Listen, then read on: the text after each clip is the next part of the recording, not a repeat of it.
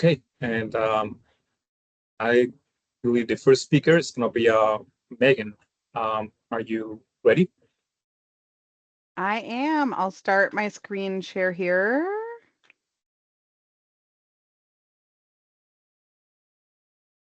Is it showing Teams doesn't alert me well when it's sharing. Yeah, we got it. We see your presentation. Okay, perfect. Thanks all. And sorry, my camera's not functioning, so you're just gonna have to listen to me instead of look at me. Don't worry, if you don't know who I am, my picture shows up in here later on. So I am Megan Weber. I'm an aquatic invasive species extension educator at University of Minnesota Extension and the Minnesota Aquatic Invasive Species Research Center.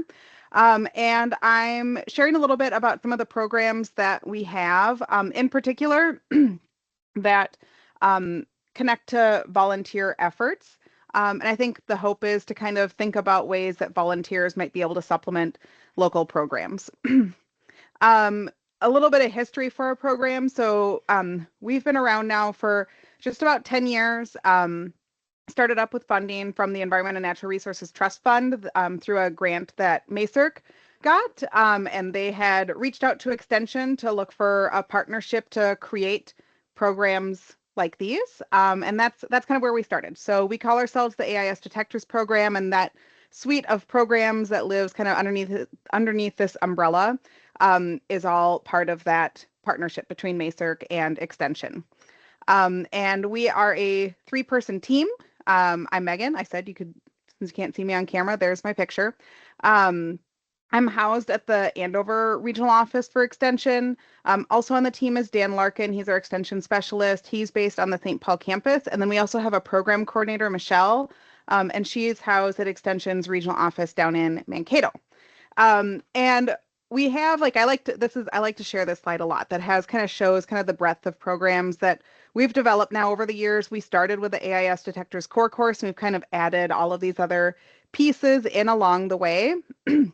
But I'm specifically focusing on volunteering today. And so I'm going to cut things down to just these 4 programs that I'll talk about. If you have questions with others, I'm happy to answer them. But to get towards the volunteering, we'll start with these.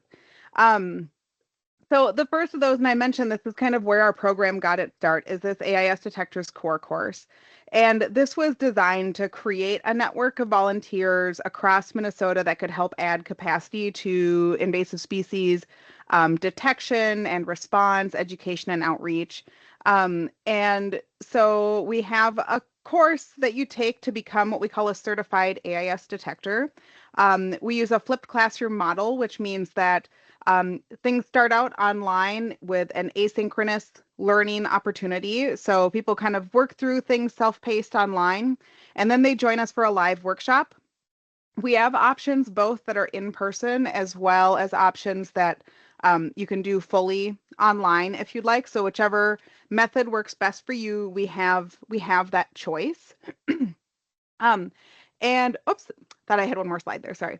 But anyways, as folks take this course, you learn about kind of the foundations of invasive species.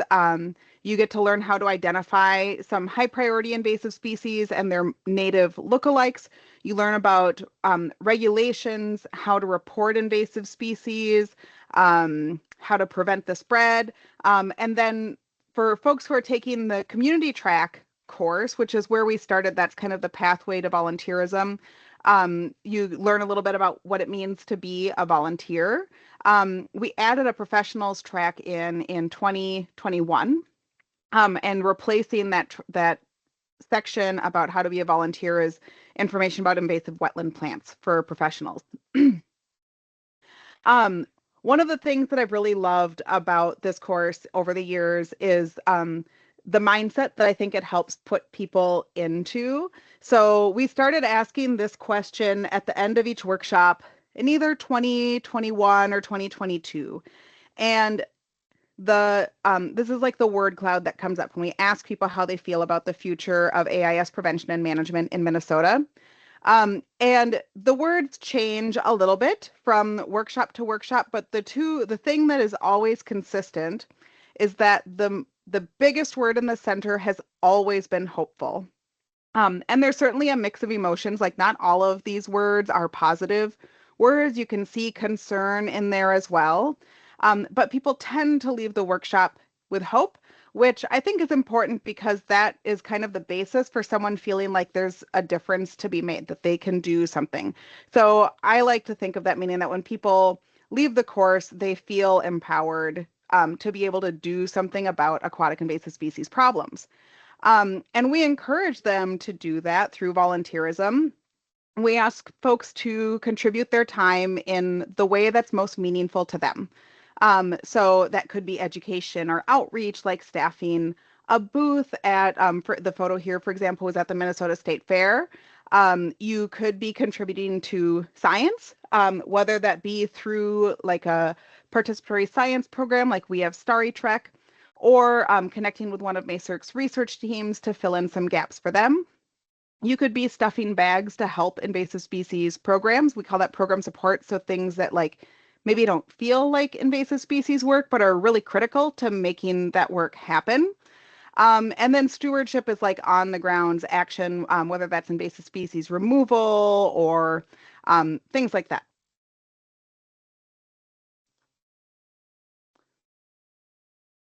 Yeah. So we actually did just today open registration for the courses to the public. So if folks are interested in taking the courses, there's three options this year.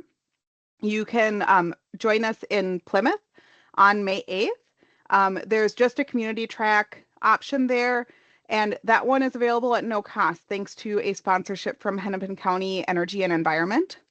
You could join us in person in Cass Lake on June 5th. That one also is community track only, and also is available at no cost thanks to a sponsorship from Cass County and the Association of Cass County Lakes. Or if you're interested in the all virtual option, you can join us. It's 2 days, but they're shortened sessions on May 20th and May 21st online. So the link to register is z.umn.edu/detectors registration, and you can sign up for those workshops starting today now.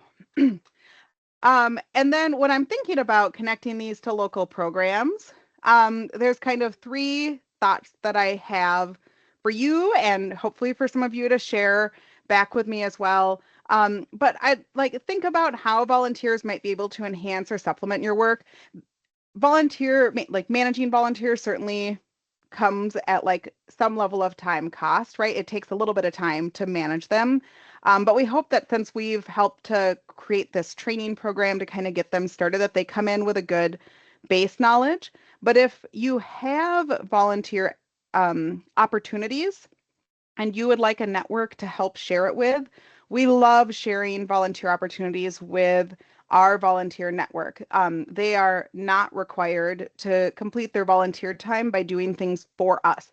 We want them to do things across the state that make a difference, whoever that might be volunteering for, whether it's kind of grassroots efforts that they're doing locally or with a lake association or with their county or, whatever local group might be doing AIS work. We hope to help connect them into those and help fill gaps as best as possible.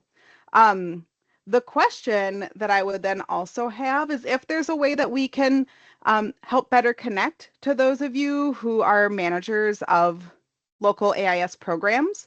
Would it be helpful? Like, is there a way that we could send like reminders that we're about to advertise to our volunteers, volunteer opportunities? Like, or if you have thoughts and wish that we were reaching out to you in more or better ways to let you know about this resource of volunteers, I am all ears and happy to find ways to kind of like continue to spread the word about this resource and to share it as well.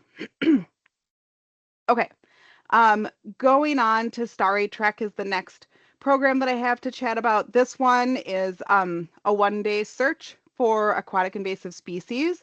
The focus is on starry stonewort, but folks do learn about some other invasive species, and people have certainly found plenty of others as well as they've done this. We partner with local programs to make this event happen. So we do the central organization, we have training materials, we provide equipment, we help manage all the registration.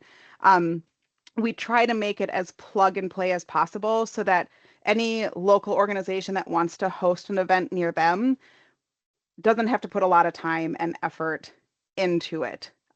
So the main things that they're responsible for is like some printing, the doing like the day of training for local volunteers and processing whatever they might have brought in, and doing some recruiting locally, however they can. We share it statewide, and sending the data back to us. So those are the primary responsibilities if you would like to, if you host one. This has our data from last year on it. We had a little bit lower turnout for volunteers, but I think that's largely because it was kind of a thunderstormy day. We had at least one site I think had to cancel, and I think we had a higher no-show rate just because, you know, the weather wasn't maybe our favorite for spending time outside by the lake. But sorry, and the number of public accesses and volunteers is 1 year's data. The number of fines is for all time of the program. So that's 10 events there. We've had 8 new finds of starry stonewort thanks to this event.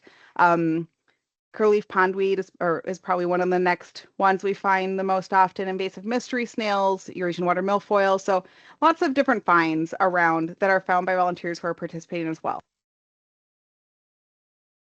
So it gives a good option for some early detection efforts locally, hopefully without having to put in a lot of extra time and effort on the local coordinator's part. If you would like to see what results are like, you can use either the link showing on the screen or scan that little QR code, and it'll bring you to our results map that's up to date. The little gray dots just show where public accesses are that volunteers have searched, and if you click the gray dots, it'll also tell you which years that specific access was searched. So if you're curious too about, you know, what effort has happened near you, you can explore this to learn more about that. And then the colorful dots with the exclamation marks in them are where there's been an invasive species found. Okay, connecting to local programs with this event. First would be a save the date. It's August 8th of 2026. We set the date almost a full year in advance, and it's pretty much always the second Saturday of August. So that'll be the date. Think about joining as a local coordinator. I try to send out an email to anyone who's on that like AIS Prevention Aid contact list with a heads up that we're looking for local coordinators and the option to sign on. So when you see that, if it seems like a good fit for you, please consider joining us. But also, I'm curious about best ways to connect with your programs locally too, or best ways to reach out, connect to volunteers, things like that. Okay, moving right along. Next program is Zebra Mussel Safari. This map I haven't yet updated for this year, but this is a newer volunteer program where volunteers are helping to kind of bridge some of these research gaps between looking at long-term zebra mussel settlement data. So volunteers are hanging plates on their dock in lakes, and we have this photographic data collection method. So they send the photos in. We have computer software that helps process those, but it's being used to help build long-term data sets that can then help answer some of these questions about zebra mussel population life cycles. I apologize, I have a tickle in the back of my throat suddenly. So volunteers are submitting this data. We have, I think, 20 or 21 lakes that'll be participating in 2026. And whoops, here we go. So connecting to local programs. For this year, I think we're done recruiting in new lakes because we have to start building samplers for the new ones.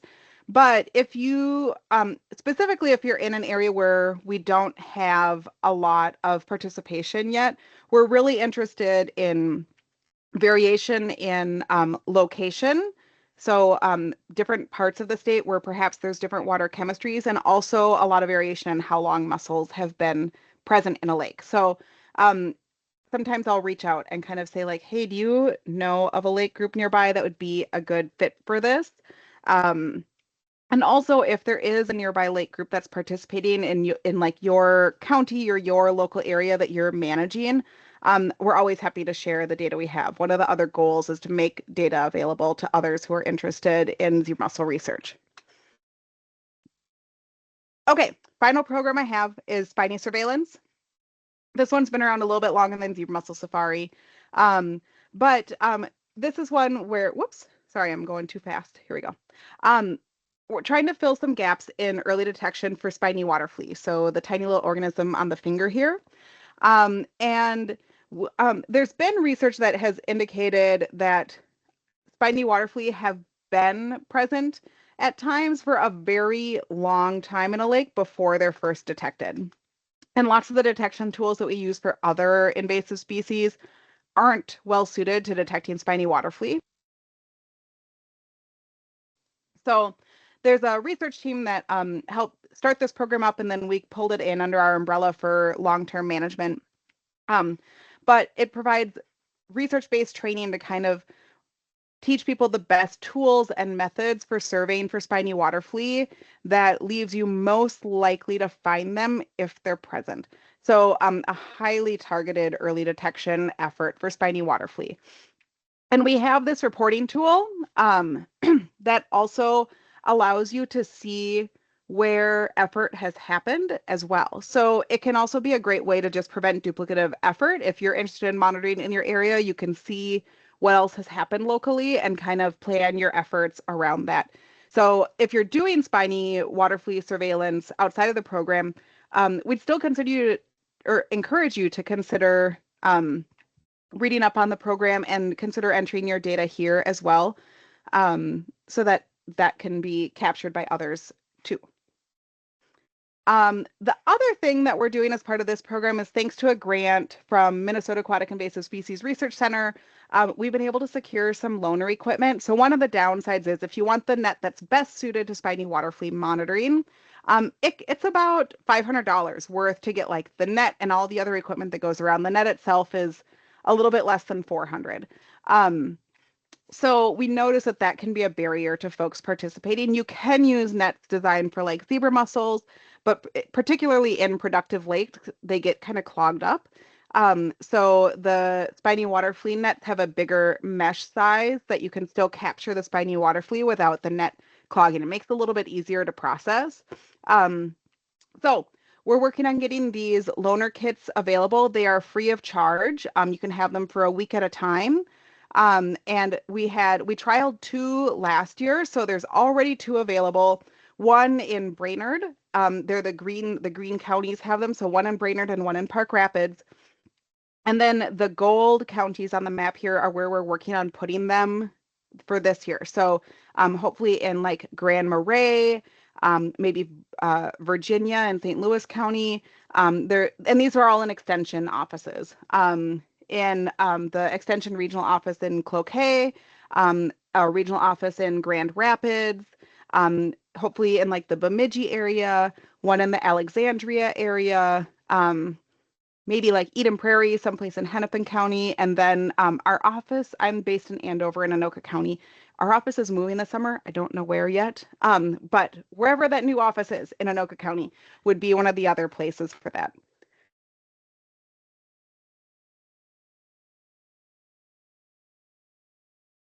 Okay, so thinking about how to connect to programs here, I'm the feed or the other sites outside of the 2 I mentioned, the Brainerd and the Hubbard County one in Park Rapids. They're not out yet. So if you are in an area where you like really could see a strong use for this loaner kit, let me know because I'm still open to shuffling around where they happen to be. So I'm happy to hear about that as well.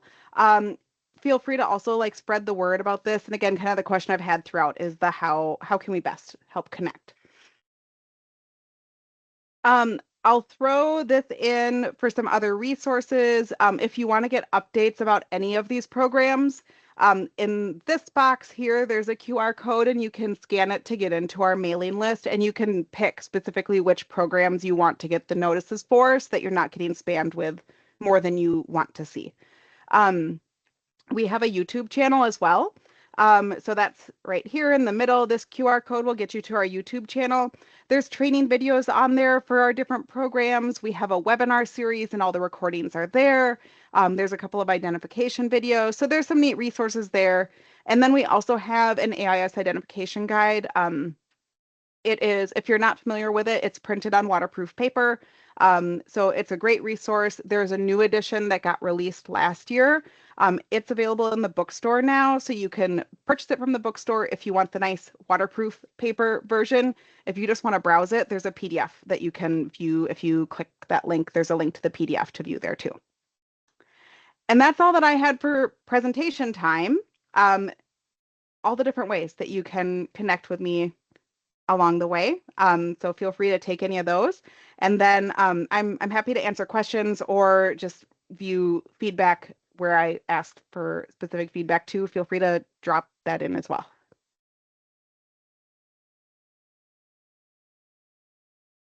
Thank you, Megan, for that great presentation. Yeah, does anybody have any questions? Any feedback? Ralph, I'm monitoring the chat, and John mentioned 3 cheers for the AIS Detectives program for connecting to hundreds of people, elevating the knowledge base of community and of people concerned about the natural resources we have been gifted. Oh yeah, and I agree, and that's something that I actually have a question about, because Megan, I was in your first detectors course, so I started off as a AIS detector, and it's been really nice to see how it changes and evolves over time. So I do have a question regarding the detectors program for you that might help. So you mentioned that it requires work to manage volunteers, but some of our counties they have difference in funding, so some county managers might have their full time just dedicated to AIS management, whereas other counties have like 5%, 10% of their time. How do you recommend for counties with that smaller amount of percent time dedicated to AIS become more involved with the detectors program and other programs that you have at MAISRC Extension? Yeah, that's a great question. Yeah, and I think one of the hopes is that we take a big chunk of the burden of volunteer management on, so that hopefully if you have like a specific event or a thing that you just want to have done, like maybe there's a local community event or like the county fair and you just want there to be a booth and you need help staffing it. That's kind of low bar in terms of like local management, and the training is already done for our folks. So that's a really easy way to just kind of like be like, hey, I have this thing coming up. Can you please share it with your volunteers? And, however you want them to reach out to you, we'll kind of provide all that information. Like send an email to this person if you want to volunteer at blank county fair or whatever it is.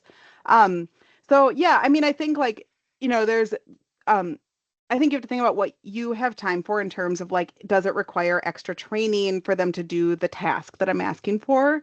But also just knowing that they have some of this background information and are folks that are motivated and eager to help, I think is also maybe a benefit too in thinking about how much extra work it is to include them in there. So hopefully there's some creative ways that we can think of where volunteers can kind of help fill some of the gaps, in particular as we look at potentially more gaps in terms of time and resources in future years for AIS programs. Thank you for that. We do have some questions coming in the chat. So one is from John Dennis. What is available for the Villager net sampling? So we don't have Villager nets. I think maybe you're asking about the spiny water flea nets instead. So the spiny water flea nets, it comes with the net and I think like a length of about 50 feet of rope. There's a sorting tray so that as stuff comes in, you can dump it and sort. There's little tweezers to help you sort through things. If you were to find something, there's collection cups that you can put specimens in. There's a magnifying glass.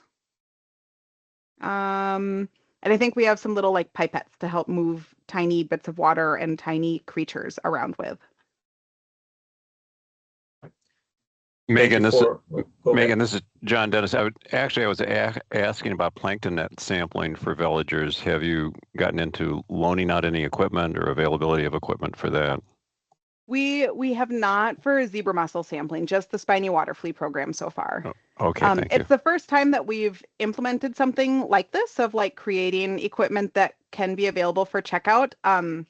And it was a process, but there's some good tools in place now, I think. And I'm excited about the idea of like maybe there's other places where we can think about other tools that we might be able to provide. But we haven't gone anywhere besides spiny water flea at this time. Right. Thank you, John. Yeah, and if you also have questions, just feel free to raise your hands, and then you can unmute yourself to ask a question as well. I do have a question on the chat again from Kylie. Do you get high school volunteers? I get emails for high school students that are looking for capstone project ideas. I'm wondering if this is an appropriate program for them to get involved in. Oh, that's a good question, Kylie. So we are not a youth program. So if the high school student happens to be upper aged senior and they are 18, then maybe there's a good opportunity here. But if they're under the age of 18, we don't. It just requires, there's a lot of extra steps in terms of safety of minors protocols that we don't have built into the program. So it's not a youth focused program at this time. I did not know that. Thank you for sharing. Now I got a question from Doug. For spiny water flea surveillance, is the purpose for presence absence? Do the volunteers process their own samples? You mentioned that a tray is provided in the kit. Yes, it is presence absence data. So again, like this is early detection. So if it's a lake that already has spiny water flea surveillance, then it wouldn't, if it's a lake that already has spiny water flea present, then it wouldn't be, this wouldn't be a target lake for this program. But yeah, they are processing their own samples. There's training about, like what you're looking for, what the common lookalikes are, and then how to collect and preserve the sample, and how to turn it into DNR if you think you found a spiny water flea.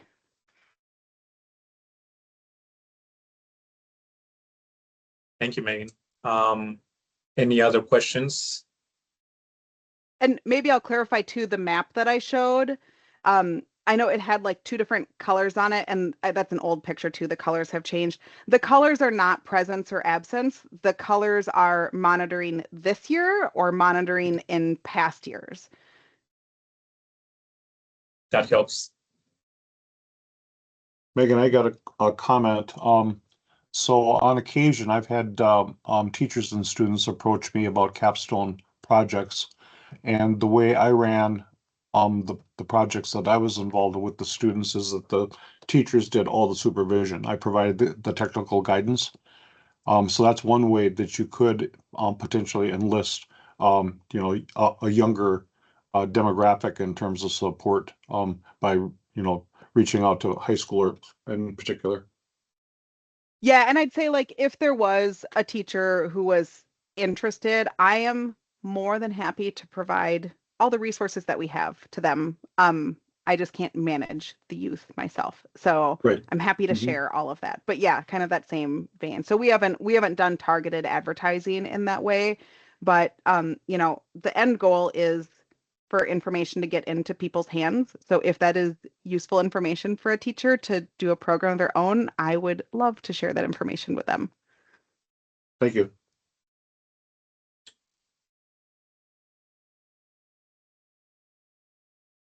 Okay. So I do have another question for you, Megan, and this is just coming from me working with county managers, and yes, that I picked up over time. So I have heard that for some of these managers, especially the ones that I mentioned that have a very limited time to dedicate on AIS, sometimes they feel that going back to sometimes they can feel that is more time for them to manage volunteer than the work that they get from them.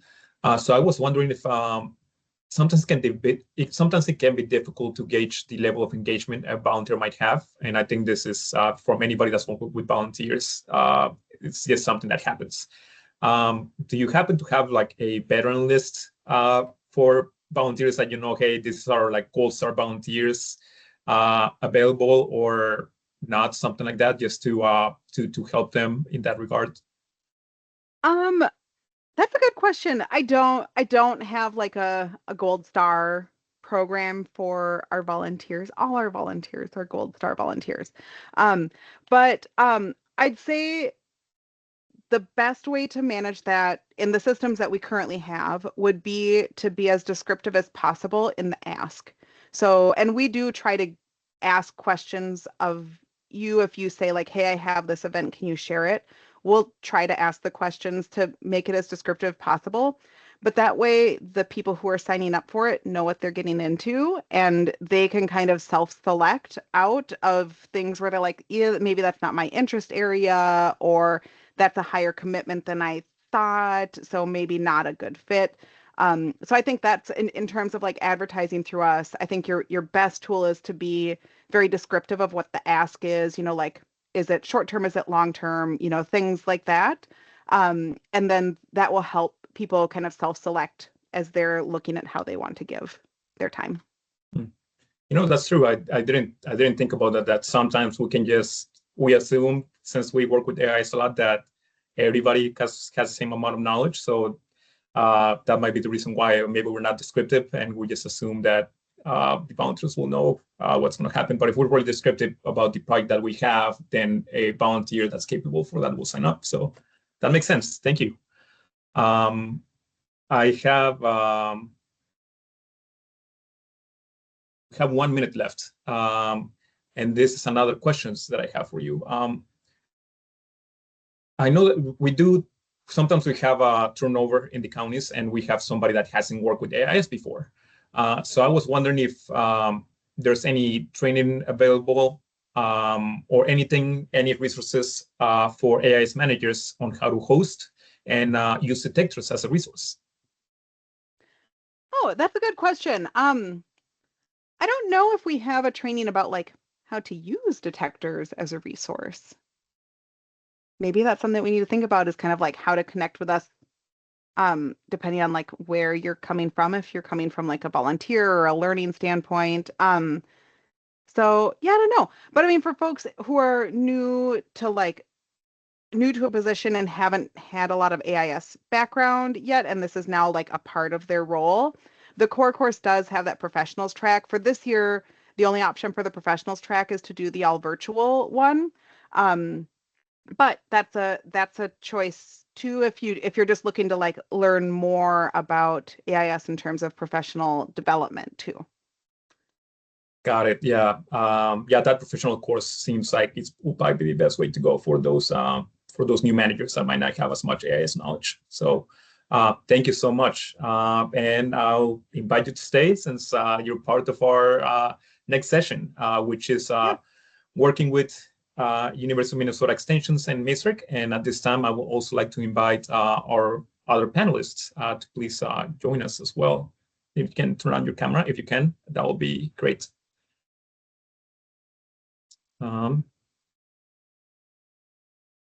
So let me put a spotlight on our panelists. So Bill, if you're ready, Maddie and Steve as well, if you can join us.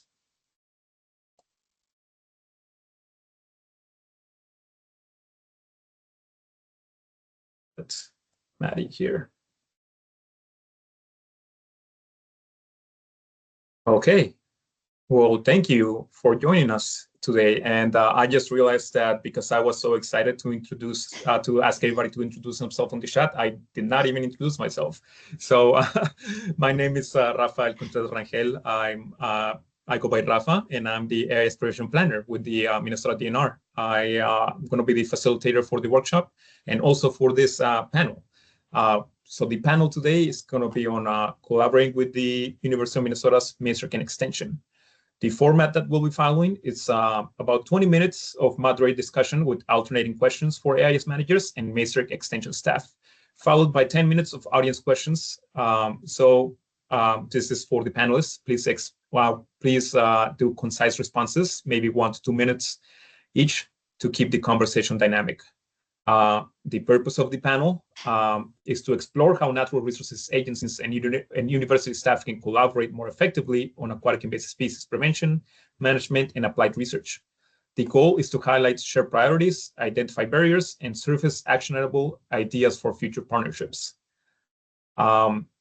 So we're going to have different themes and questions, and they're going to be per questions. So there's going to be a question for the managers, and then there's going to be a questions for the Maddie and Megan that are working with the university.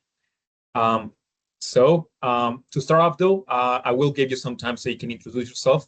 So if you can, 1 minute, a quick introduction of who you are, where you're coming from, and how you work with volunteers.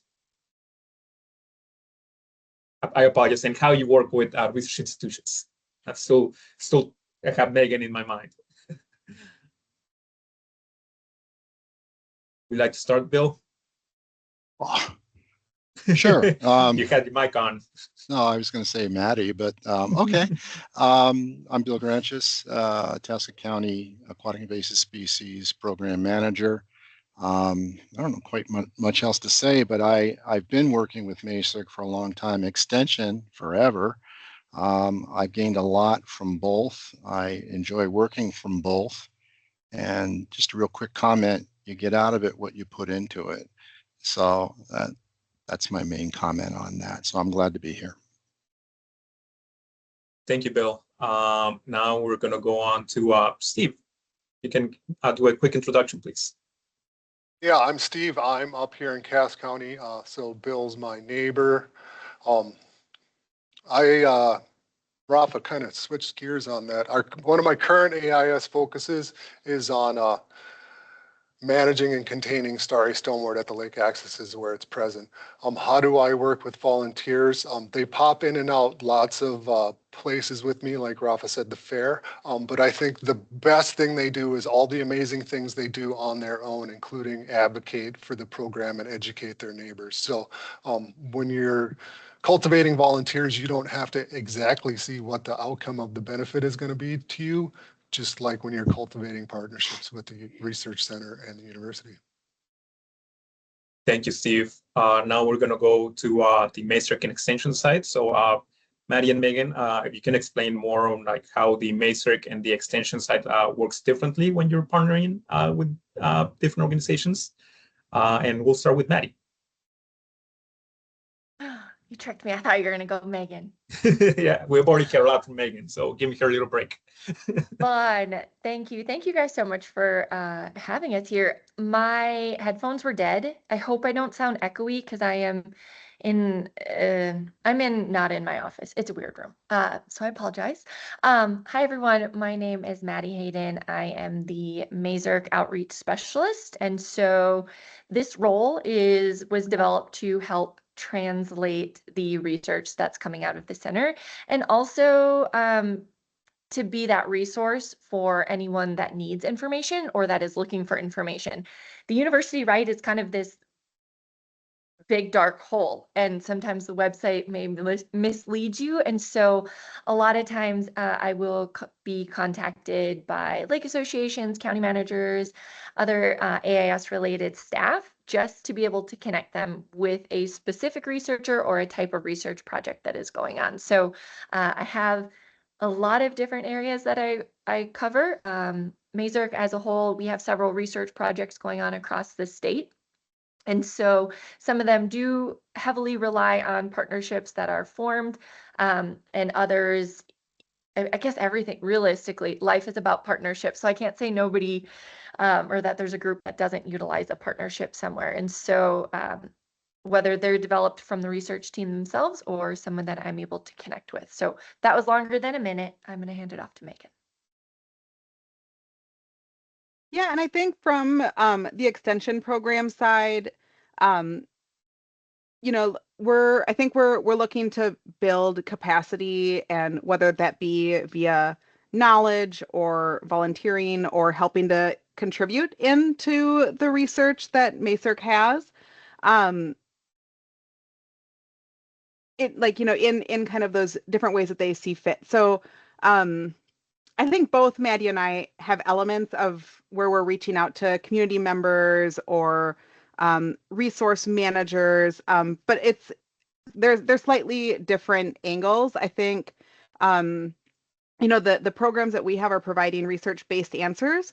They're not always necessarily like the research that's happening right now at MAISRC, if that makes sense. So maybe when I think about the differences between Maddie's role and mine, is Maddie's working on like these active research projects that are happening right now and doing that translation and how to get that out, versus our programs, will include lots of that new research too, but are also kind of connecting folks with like research-based information, whether that be old research that MAISRC has done or, even maybe from outside of the university. If that makes sense.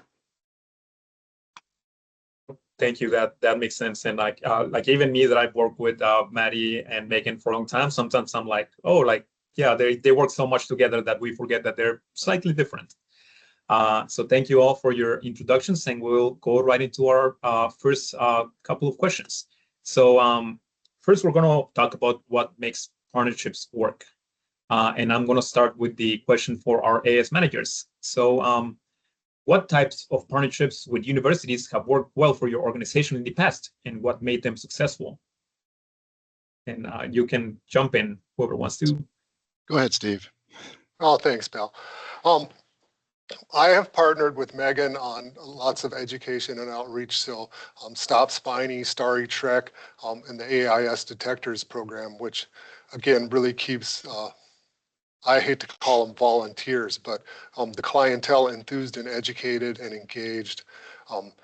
We have paralleled with MAISRC on some research projects because just like my program is a box and I don't really get to do stuff outside of it, often research projects, so they're looking at starry and wild rice in Leech Lake. Can you tell me how many bulbils they are? It's not part of the project. So, but we keep a lot of communication going open around those projects, and that actually builds into new stuff. So one of the priorities in research for MAISRC now is how do we reduce bulbil counts? So not that I got that into there, but people's continuous communication around these research projects expands what we're looking at and can bring in my priorities or your priorities. So again, it isn't what the volunteers are going to do for me this summer or how this research project is going to benefit me this year, but the long-term benefits that we can't foresee. So just keeping those lines of communication open, understanding that the best thing I get back from the researchers is good questions, and I don't get the exact answer that maybe I was looking for, but it keeps building towards that, and that you can't see the benefits that are going to arise from this on your near-term radar. So keep those lines of communication open, stay enthused about it, and it builds into success.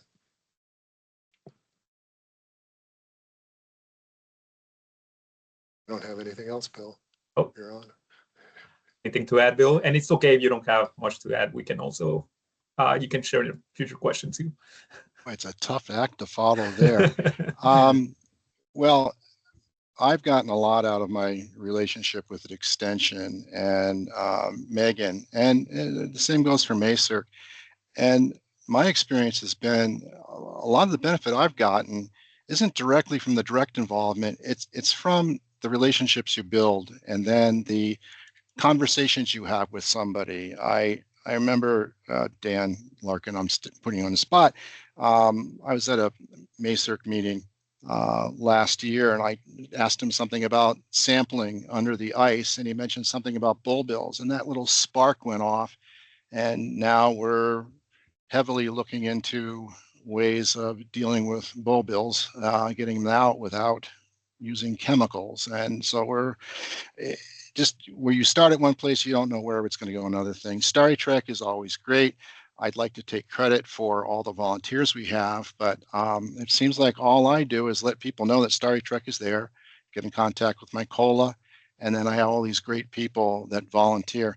You know, you're talking about high school students. I wish we could use high school students. I get requests for that all the time, but I agree with the different issues.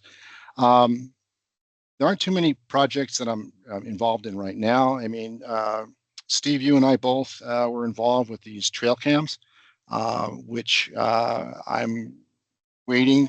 Jared, I can't wait to hear your research when it comes out and you present.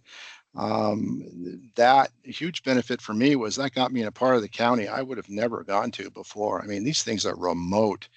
I don't know why Mike Verhoeven, I always stick you with MAISRC, but bulbil density studies are huge right now. And then anything we're doing with starry stonewort right now, we're trying to build off of that data and then add to it as well.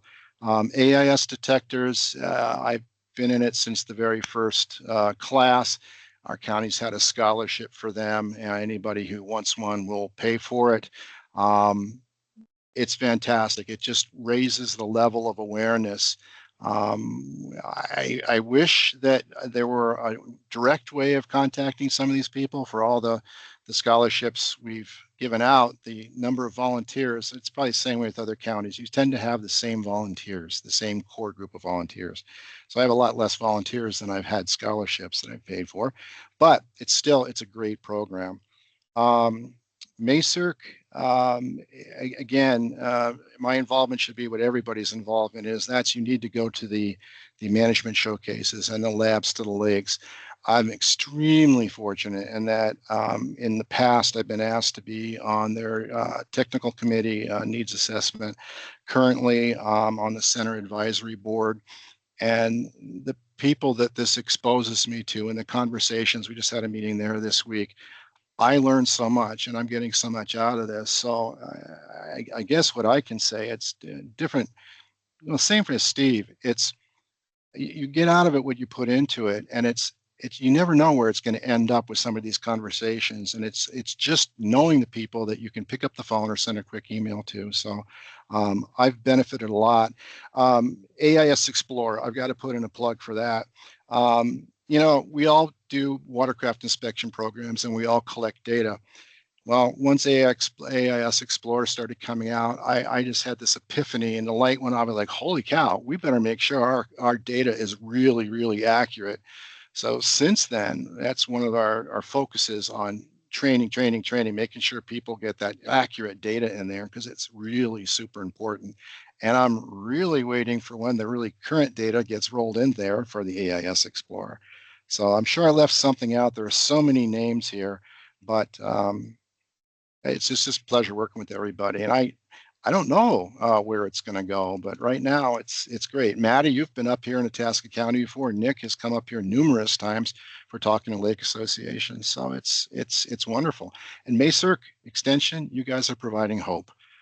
That's a lot of what you do up here, and that's the way I see it. So thank you for that. Yeah. Thank you, Bill.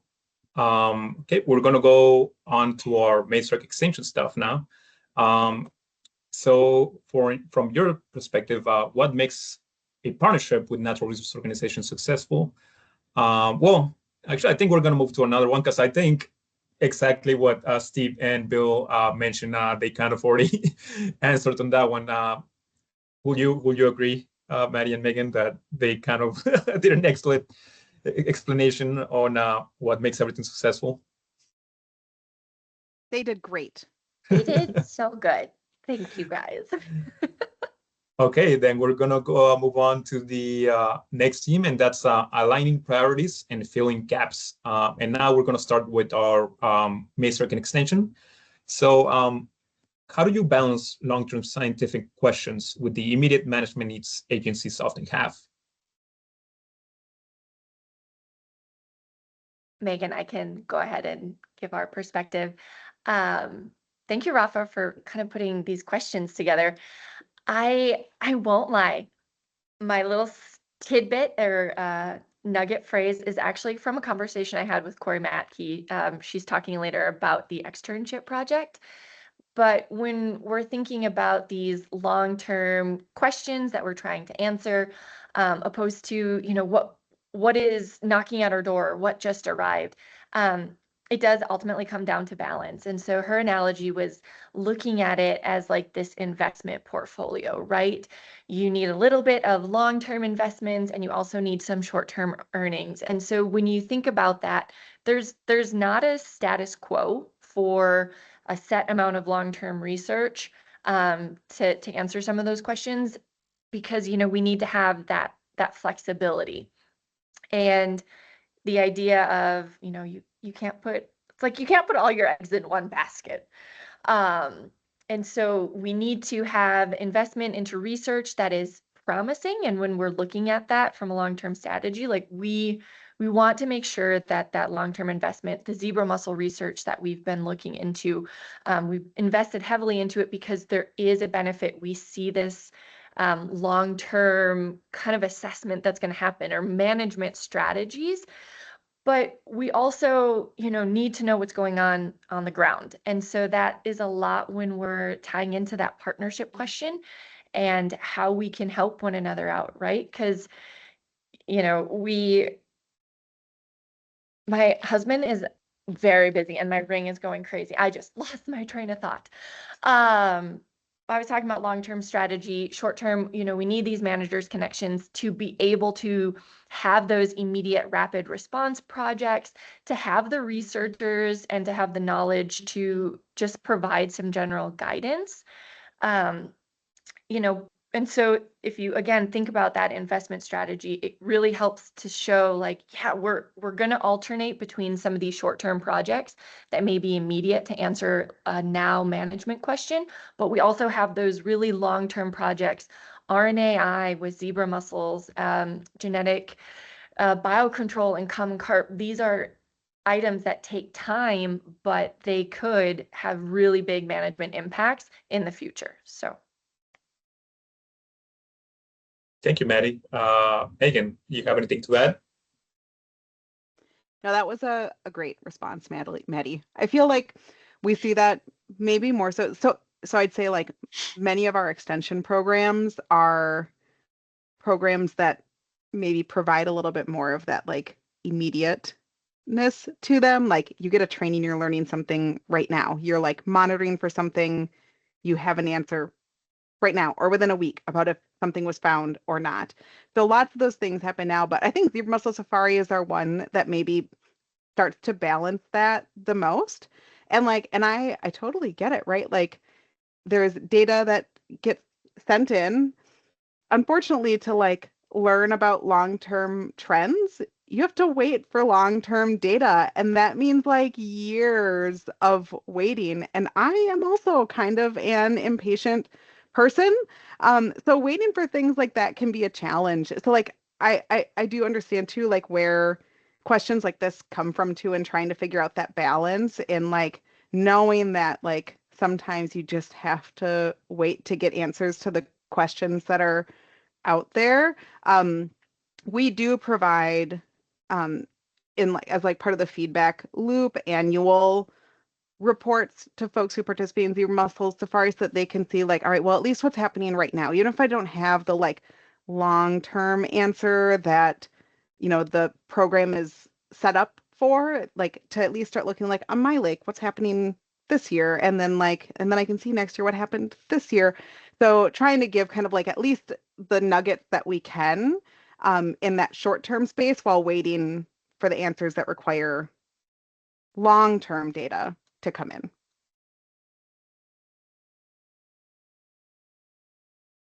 Thank you, Megan. Thank you, Maddie, for that. Now we're going to go on to our managers. So this one, since we're addressing gaps, what gaps do you see in current AIS prevention or management or research could have the biggest impact?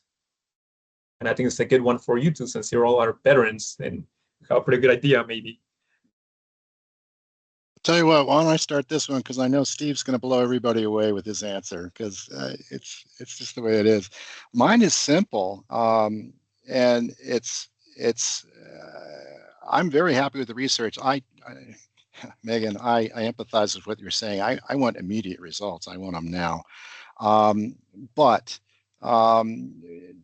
actually, there's two things. One is just a little minor one, is getting up-to-date data in inspection data in AS Explorer. I know that's being worked on, so I can wait.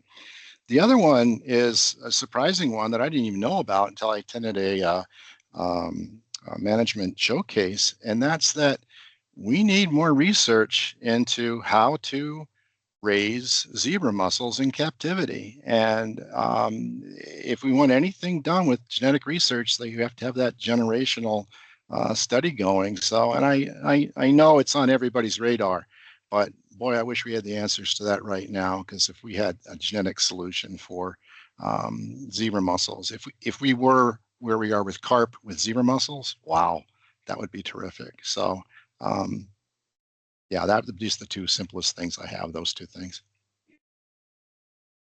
Steve? Well, I have one pretty specific that then ties right into the broader one. So, I'd like to see some immediate looks into the fate of starry stonewater under management. We've hit it aggressively a couple times in a summer and found that it doesn't grow back from that. In Mankato, when it was done in the lab and they clipped it off 4 times in 1 year, there was, 70% fewer bulbils. But I'm, one, not equipped to look into that, and two, there isn't like a standard operating procedure or reporting format. Okay, so that gives me 2 of those. I kind of want immediate results, but a research project, you have to have it be a priority. You need a proposal, you need selection, research and results. It's not an immediate process, and I just shouldn't expect it to be so. But I think if we knew more about how bulbils respond under management, and then what's the fate of managed starry stonewort. So we have, with the Leech Lake Band, the dash divers will pull it up and they'll shove it through a screen, and we get this green water. We hear that 1 cell can cause a new infestation. Is that causing new infestations? Talking to some researchers, I hear that basically every bulbul will resprout, but with the stonewort, you need a whorl and a stem really to have a chance of resprouting. So some questions there, definitely, that we'd like to get further down, but I understand that the research project does take that, prioritization, proposal, and then again, the student whose thesis this is may not specifically look at exactly what I'm looking at, but it will get us further down that line. So I think we'll get to the long-term monitoring one, but as we're doing this management, we're working now with our local partners to have a standard operating of how we're going to gauge effectiveness of management, coverage, density, biomass, height, and bulbul counts, and how do you do a bulbul count. And the faster we could get to that, which is a lot easier than a research project, the sooner we could gather data from a broad range of projects, hopefully through a shiny app that Alex will work on soon. Awesome.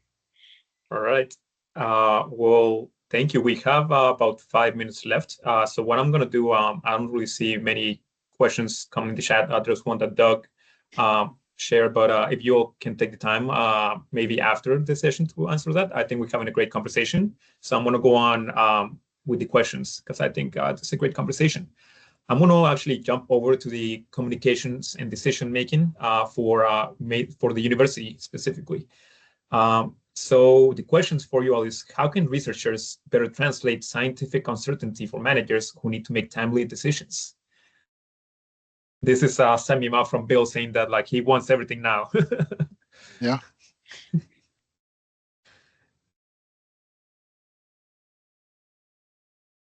Yeah, Steve, I like my personal interest. I'm like, oh, I want to know these answers.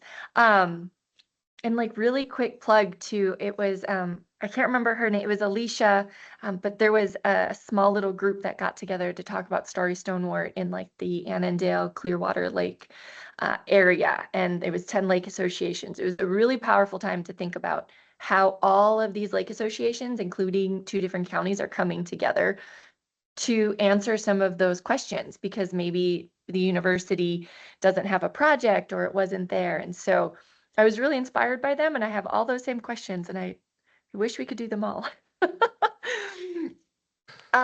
Okay, Rafa, your question.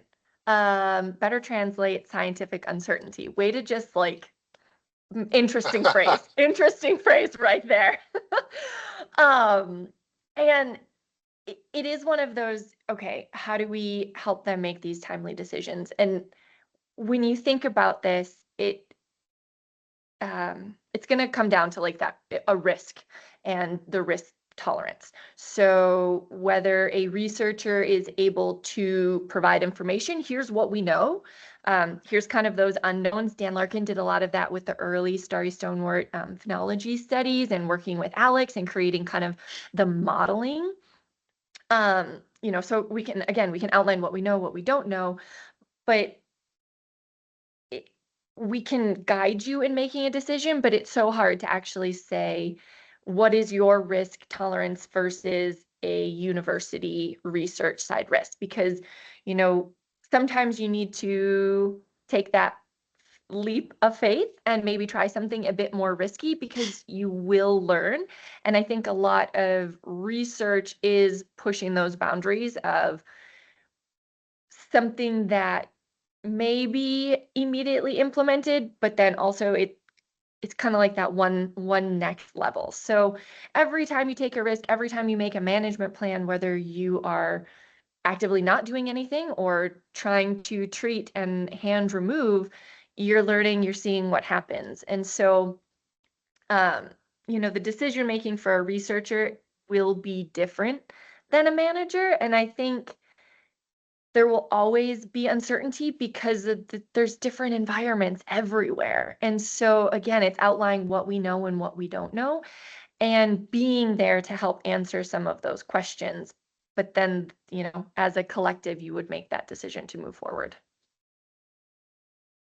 Thank you, Maddie. I think that was a great response. Megan, do you have anything to add? If not, I think I might be able to squeeze in one more for Steve. Oh, Yeah, no. go ahead and go on to the next question. And really quick, we just have 1 minute, but I know that you mentioned the long-term monitoring, Steve. So this one's for you. How can universities support long-term monitoring efforts without creating additional burdens for your staff?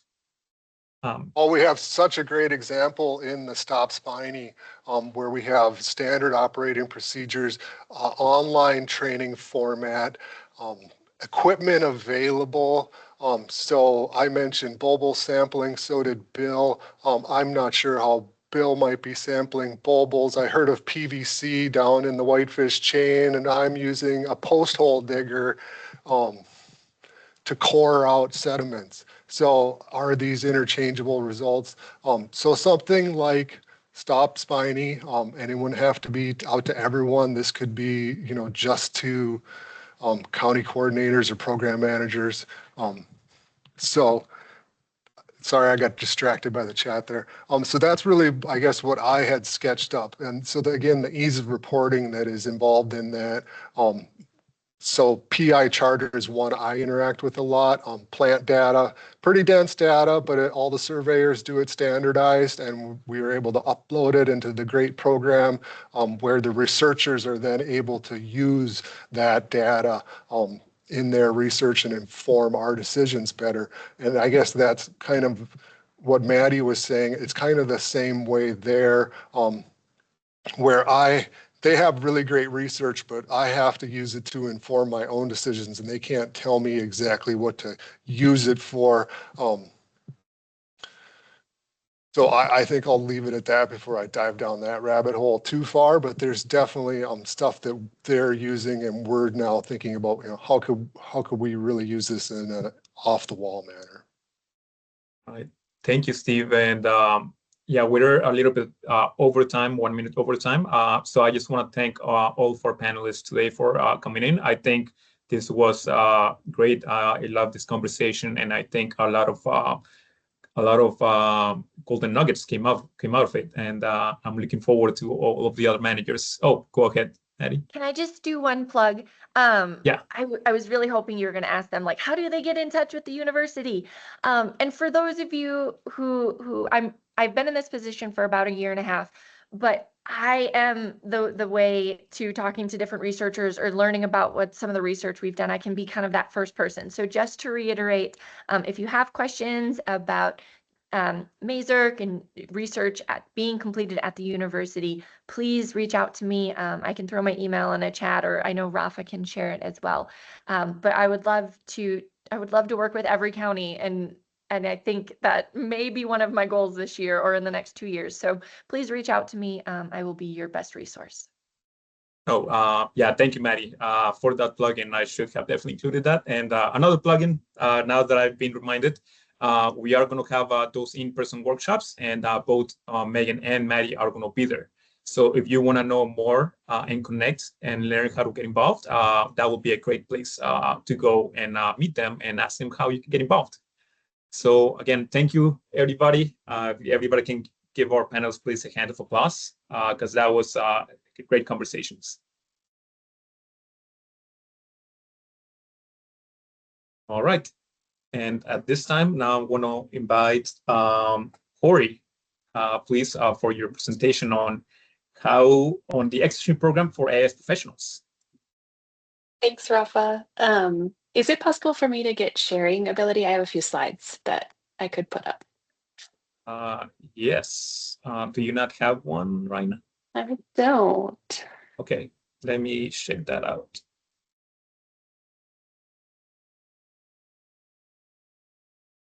Give people the presenters. Oh yeah, I see what happened. I think you got out of the call and then it kicked you out as a presenter, but I'm gonna keep that one quick. Thank you. Okay, we're good to go. Yeah. All right, thank you. It'll just take me a second here to get this set up.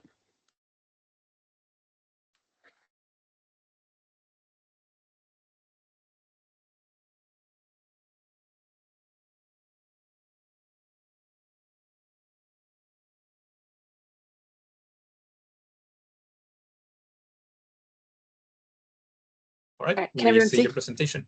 Great. Awesome. Well, thanks for inviting me to be a part of the conversation today. It's been fun listening to all the other folks from MAISRC and some of our partners that we work really close with talk about partnership. And I'm going to kind of build on that and talk a little bit about a new way that we've been leaning into kind of collaborative work with AIS professionals, and hopefully is an appealing opportunity to many of you that are here on the call today. We start with the need. MAISRC has an annual RFP that we put out every year, and year after year, we were seeing research priorities that were on the RFP that were not being addressed in proposals that were submitted. And many of those research priorities were really applied on the ground projects or information gaps that managers like yourselves and others it was really high priority for them. We just had trouble finding researchers to kind of plug in to work on that research. And what we saw year over year was that many of these priorities persisted. You know, they each year would be raised as a important research area, and another year after year, we wouldn't get someone that would be able to work on it. So we started to try to think a little bit more creatively with these kind of persistent research needs. How can we address them in ways that are a little more direct and kind of can meet MAISRC's mission in different ways? And so what we did was think about how can we work with AIS professionals to do the research if we can't find a research team that will pick it up by themselves. So what we did this year was we developed what we're calling the MAISRC Externship Program. And the goal of this program is to engage with AIS professionals to do the research and accomplish that research in a scientifically rigorous way, while also building capacity for AIS management in the state. And the way that we're looking, I'll get into kind of the details of this in a second, but the way that we're really looking at this is trying to, again, answer some of those questions like Steve mentioned, the starry stonewort baubles. That's not on our list this year, but I think that's a great kind of research question that's persistent that might be a good fit for this program. And by building this, it's kind of a win for MAISRC, a win for managers, and a win for the state as a whole. Is what we're hoping. Let's see. So what is the MAISRC externship program? So the externship program is a partnership between participants in the program and MAISRC researchers with the goal or the purpose of conducting locally relevant research that has the potential for statewide impact. So the projects are 1 year in length with a maximum budget of about $30,000 or $30,000. MAISRC provides funding to participants for their effort and expenses. So we want this program to build capacity, not strain budgets for local managers. And it pairs those participants with a MAISRC partner or mentor. And the goal is that those year-long research projects that are happening in partnership between the participant and the MAISRC researcher will result in outcomes and tools or products that can serve the state as a whole, not just the local location where the research is happening. Who is eligible? We put a lot of thought into how to structure this program and who we would want to kind of pull in as the participant. And we specifically chose to position this program toward early to mid-career professionals who could gain skills that would help advance AS response in the state over time. So participants must be Minnesota based, and then their projects must address MAISRC priority species and help advance our mission. And our mission is the early detection and prevention of the establishment of species, creating and improving options for control, understanding impacts, and prioritizing management actions. So it's kind of, we think of it as prevention, control, and management of species in the state.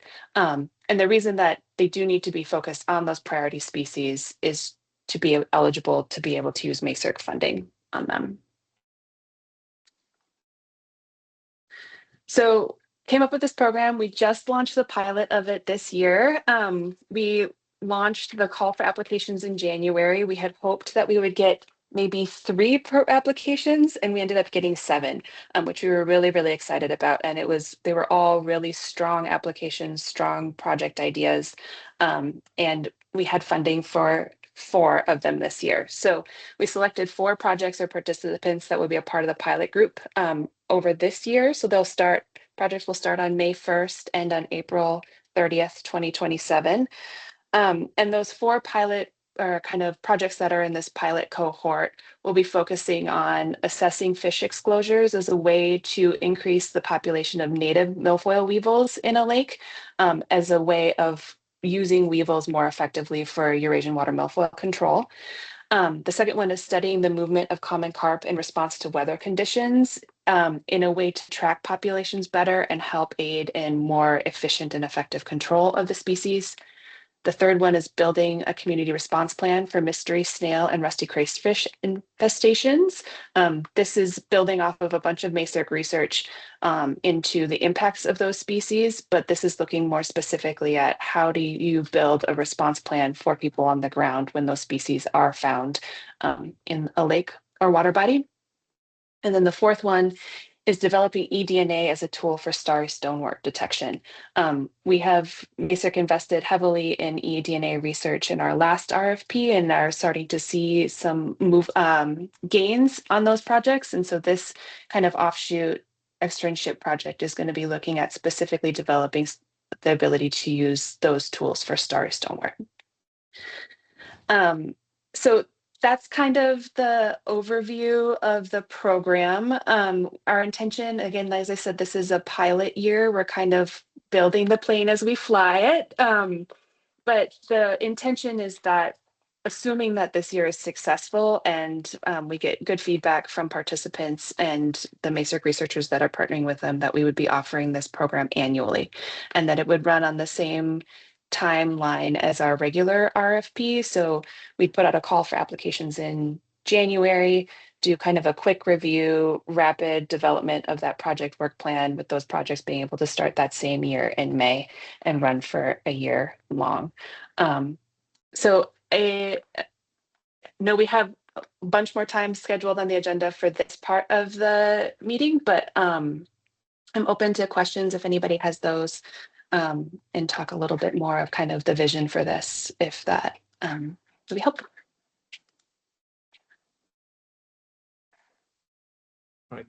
Thank you, Corey. And yeah, when I learned of this, I thought this was amazing, especially just giving that opportunity for just new AIS professionals to get involved. So does anybody have any questions?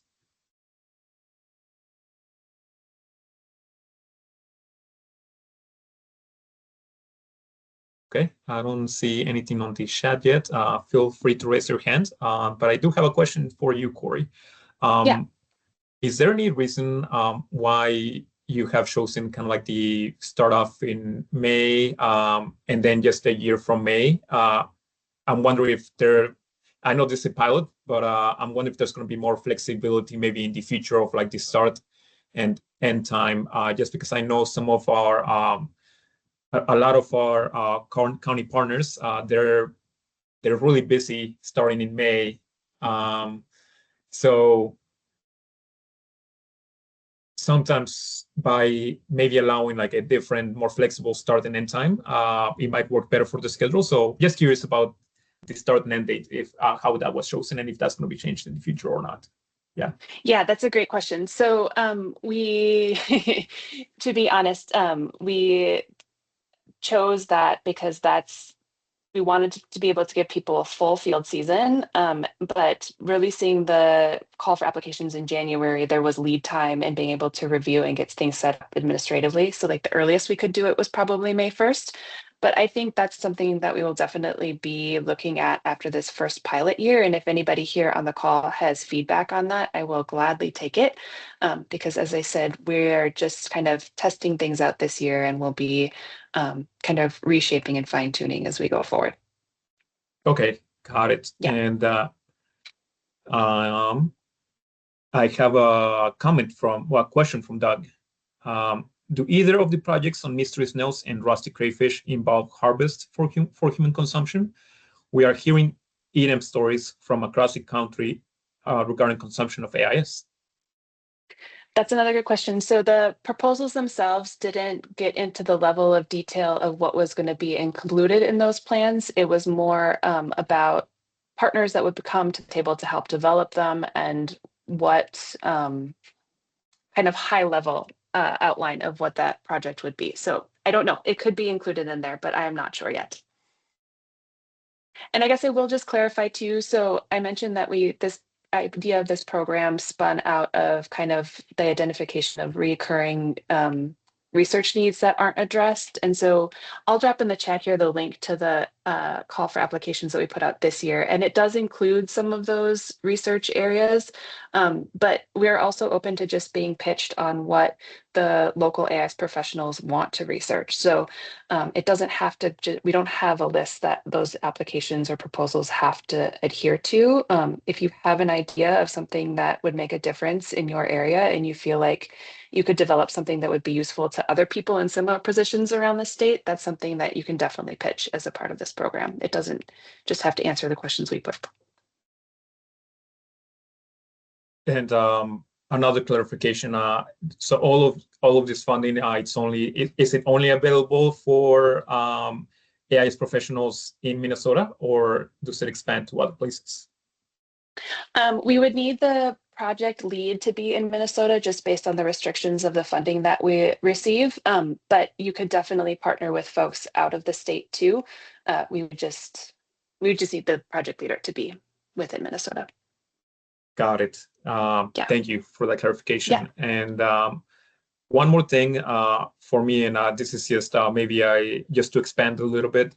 And please correct me if I'm wrong, but what I've heard is that one of the reasons why this program also got started is because MAISRC's also starting to transition to an approach to involve for practical research questions that will involve more of the managers, and that's maybe one of the reasons why this program started. Can you explain, well, first, if I'm correct in having heard about that, and if so, the reason why MAISRC is moving more from just general AIS research to more like practical applications? So I think, we have a pretty extensive process that we go through to prioritize the research needs that we put out for proposals. And I think that every time we do that, we have the really kind of applied, focused research priorities on there. But in reality, we're not able to fund research on all of those things in the way that we want to. And so I think the part of the motivation of this project or this program is to help fill some of those gaps and really like allocate resources to doing that, both money and time of our researchers, to help answer some of those questions that maybe are really, really important, critical questions and things to understand, but we aren't able to spin up into a full 2-year project, whether that's because there isn't the capacity or it wouldn't take 2 years or it just doesn't fit into our regular RFP model. So it's trying to kind of make a difference in those areas with partners by our side in ways that can address them more directly. Does that answer your question? No, that does. Thank you. Okay. And Yeah. does anybody have any questions? Feel free to raise your hand or put it in the chat. But while we wait for maybe that question to come up, I do want to put a plug in for this. I did, me and Eric Kenny here at the dinner, we applied for this externship, and I can just say that it was great communication. I mean, the MAISRC team is open to meet with you. So if you do have any ideas, if you are thinking of this program, I recommend that you start thinking now already for what you will want to do next year, because at least from what I've heard, is that you all are happy to, you're open and happy to start having these conversations. And any idea that you're like, hey, like this is something cool that I haven't seen, I think this is exactly what you all want to hear. And I think the researchers, if you bring up those ideas, they will be able to help you, point you in the right direction so that you can come up something for next year and you can apply. Am I correct in saying that, Corey? Yeah, absolutely. Yeah. And I think, we're always happy to chat through ideas, from now until when the application period opens in January. You can reach out to me or Maddie to kind of talk through those ideas just as you're kind of starting to form them. And if you have questions. All right. Well, I don't see any questions coming in. So yeah, thank you for coming in, Maddie. Sorry, Maddie and Corey and everybody, all of MAISRC is here. Yeah, So no problem. Thank you all for coming. And yeah, we're gonna take a break now until 2:30. I'm really excited to see where this program is going. So I'll be keeping an eye out. Thank you again. Thanks, Rafa. So again, we'll be going on a break now until we'll come back at 2:40.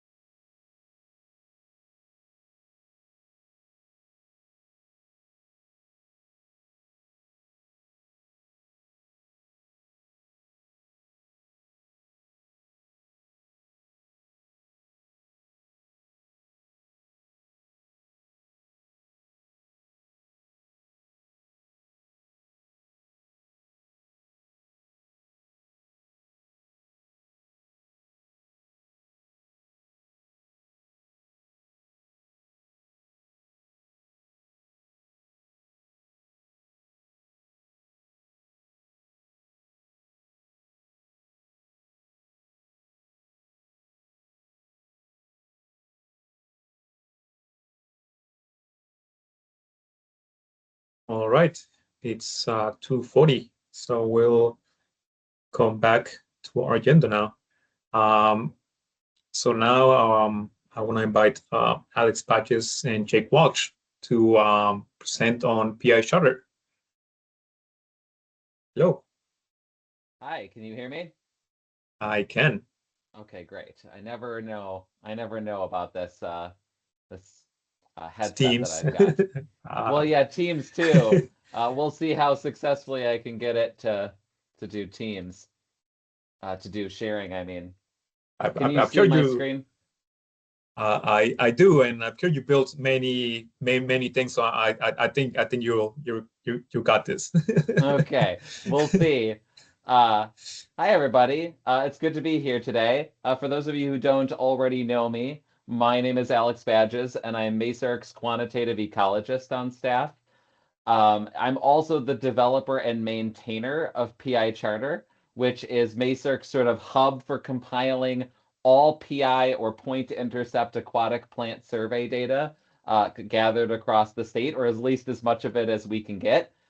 For those of you who aren't totally familiar with what a PI survey is, in a nutshell, it's a systematic and unbiased cataloging of all the aquatic plant community composition within a lake, which means it's a really useful source of data for research and understanding things like lake management and invasion, but it's also just more generally useful for understanding sort of the health and wellness and community composition of lakes. If you haven't heard of PI surveys before, or you're a little unfamiliar with them, PI Charter actually has you covered there, because one of the app's main goals is to increase the awareness of PI surveying as a technique for learning about lakes, and to sort of emphasize its immense value for understanding aquatic plant communities in lakes, which are a really understudied sector of our biota, and to encourage more PI surveys to be conducted and then those data to be shared with us for the collective good. So in that light, when you first launch up the app, there's this little welcome menu that appears, and it contains a bunch of information about PI surveys, much more than I just went into. What they are, how they're done, why they're cool, why we're collecting data from them and compiling that data, how you can help get more of this data collected, and so on. So there's more information here that I'd encourage you to check out on your own time.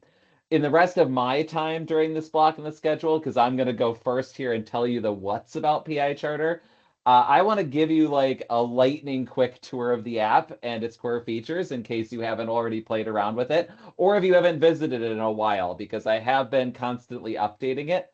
However, rather than just sort of watching me go through the app, I'd encourage you all to hop on the app and play along with me at home. The link, I put it in the chat quite a bit earlier, but I'm hoping that Jake will put it in the chat again for me while I'm talking, since I can't easily do that right now.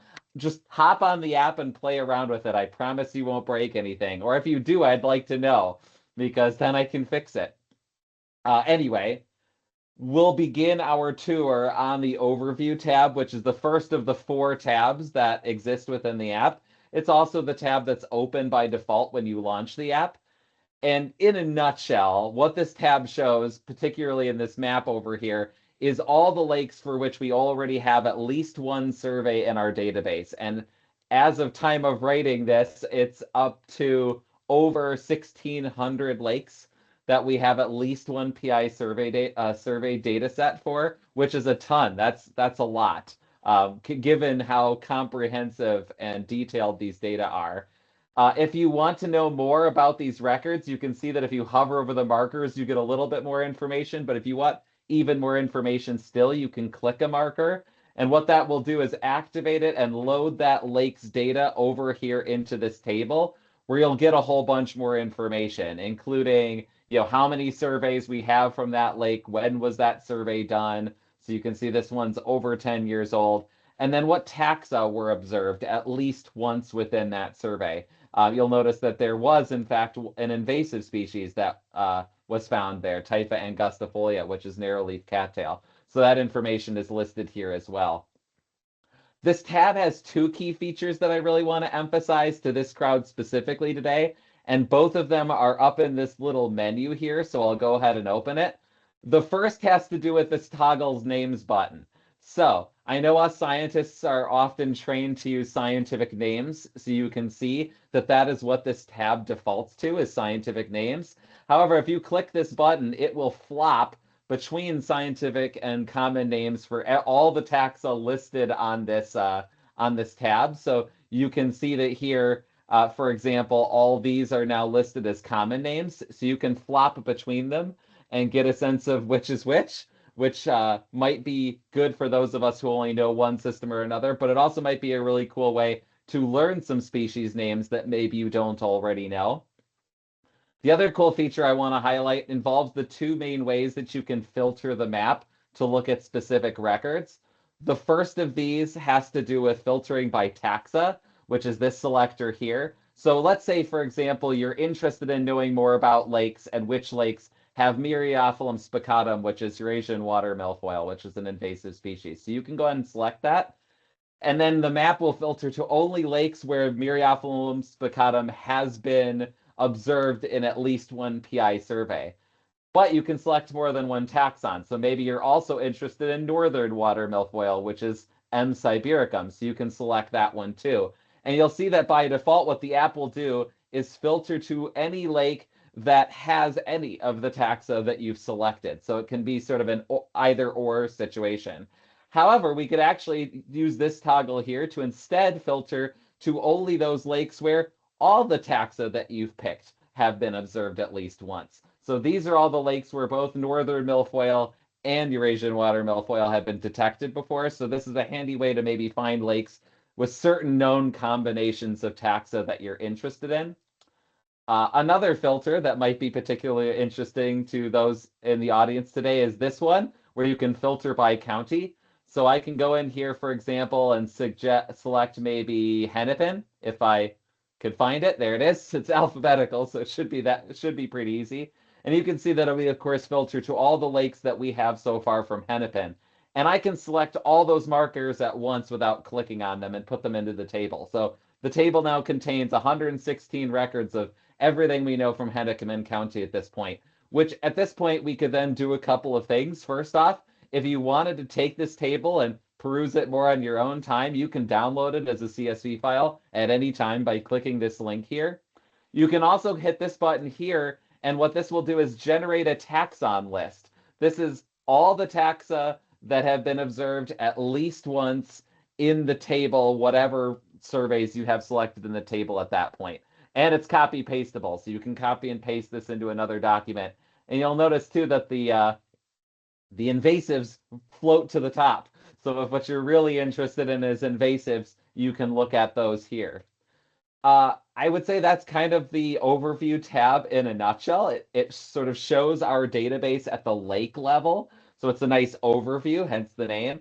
I'm not going to switch over to our records tab because this is where you can look at the contents of our database at the survey level. So go one layer deeper. Here, the first thing that we have to do on the records tab is pick a lake.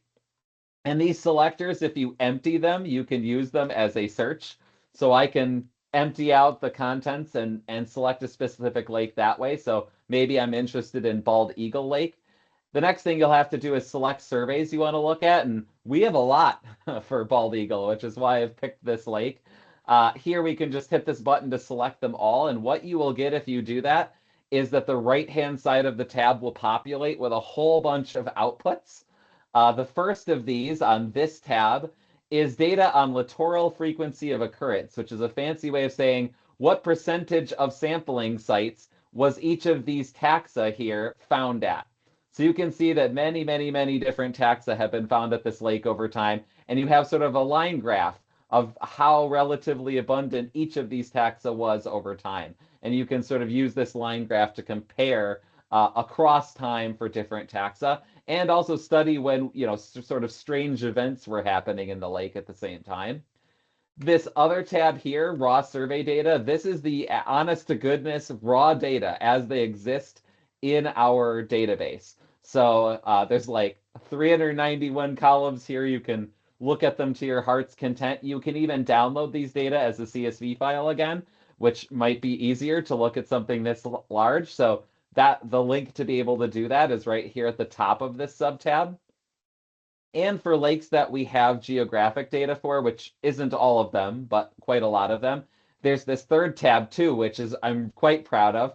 This is an abundance map tab. So for every survey that we have location data for and every taxon, you get an abundance map. Where was this taxon found and how relatively abundant were they there? And so you can sort of tab between the different taxa. So like if you were trying to go get a specific taxon, maybe this would give a sample of it, for example, you might be able to use this app to pinpoint where exactly in the lake you might be interested in finding that taxon. And you can download these maps with the push of a button too. I want to now move on to maybe the most important tab in the app, which is the submissions tab, because this is what has enabled our database to even exist. Our database only exists because a whole bunch of groups have been willing to, I probably just timed out there. We have a whole bunch of data thanks in large part to the fact that we have a whole bunch of people who have been willing to send us their data. And the way that we do that is via the submissions tab. The way this works is that you answer 19 questions, most of which that are quite brief, and the app figures out how to take your data, however it is you have them structured, and squash them into the shape that our database requires, allowing us to unify all these different surveys from all these different people into a single spreadsheet.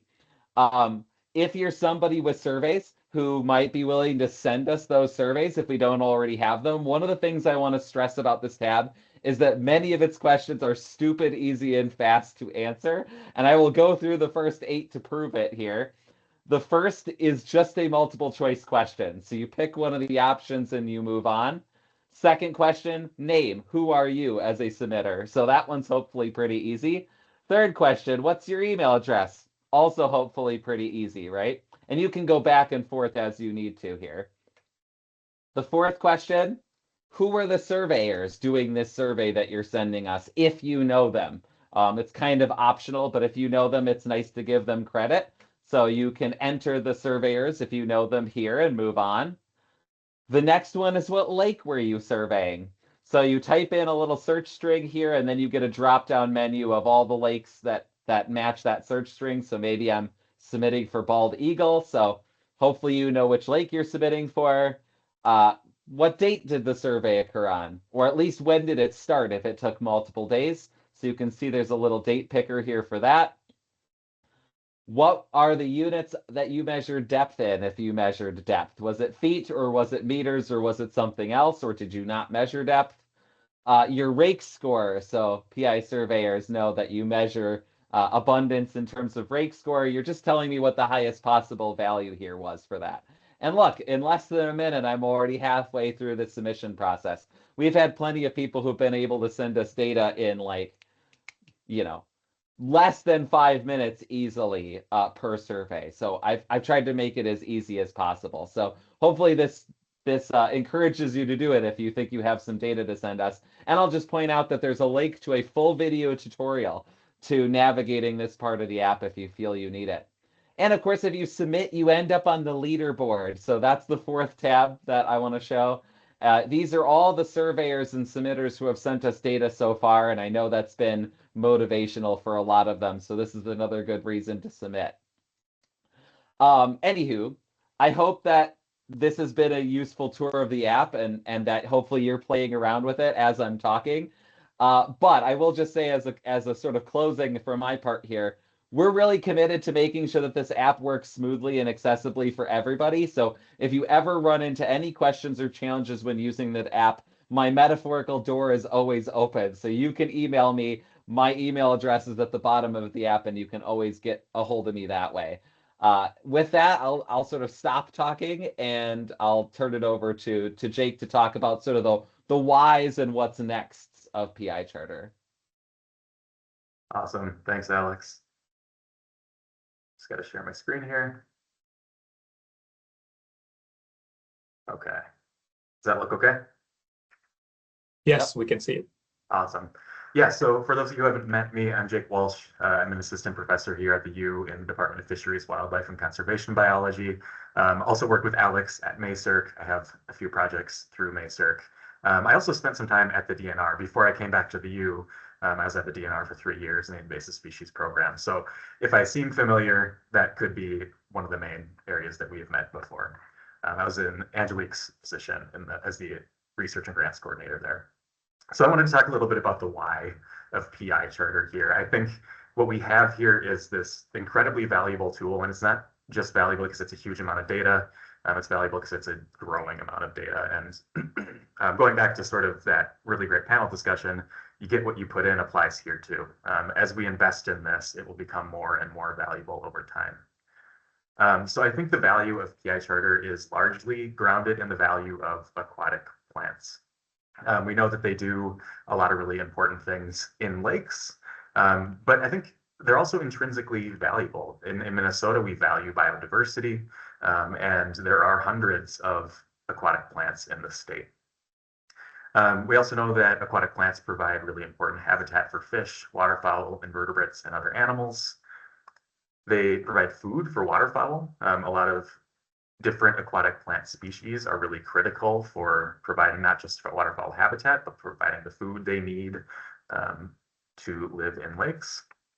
And then really importantly, aquatic plants also stabilize lake shorelines and sediments. Here as a picture of some cattails stabilizing a lake shoreline, but lake bottoms are also stabilized by aquatic plants. And sort of along the same vein, aquatic plants play a really important role absorbing nutrients and some contaminants. This is a photo of a carp exclosure in a lake. And of course, the water within that carp exclosure is clearer because carp aren't stirring up sediments and nutrients, but it's also clearer because plants are there stabilizing the sediment, absorbing some of those nutrients, and helping reinforce that clear water state with those carp removed. And so these last two bits, plants are both really good indicators of healthy lakes and good water quality, but they also are important drivers of healthy lakes and water quality.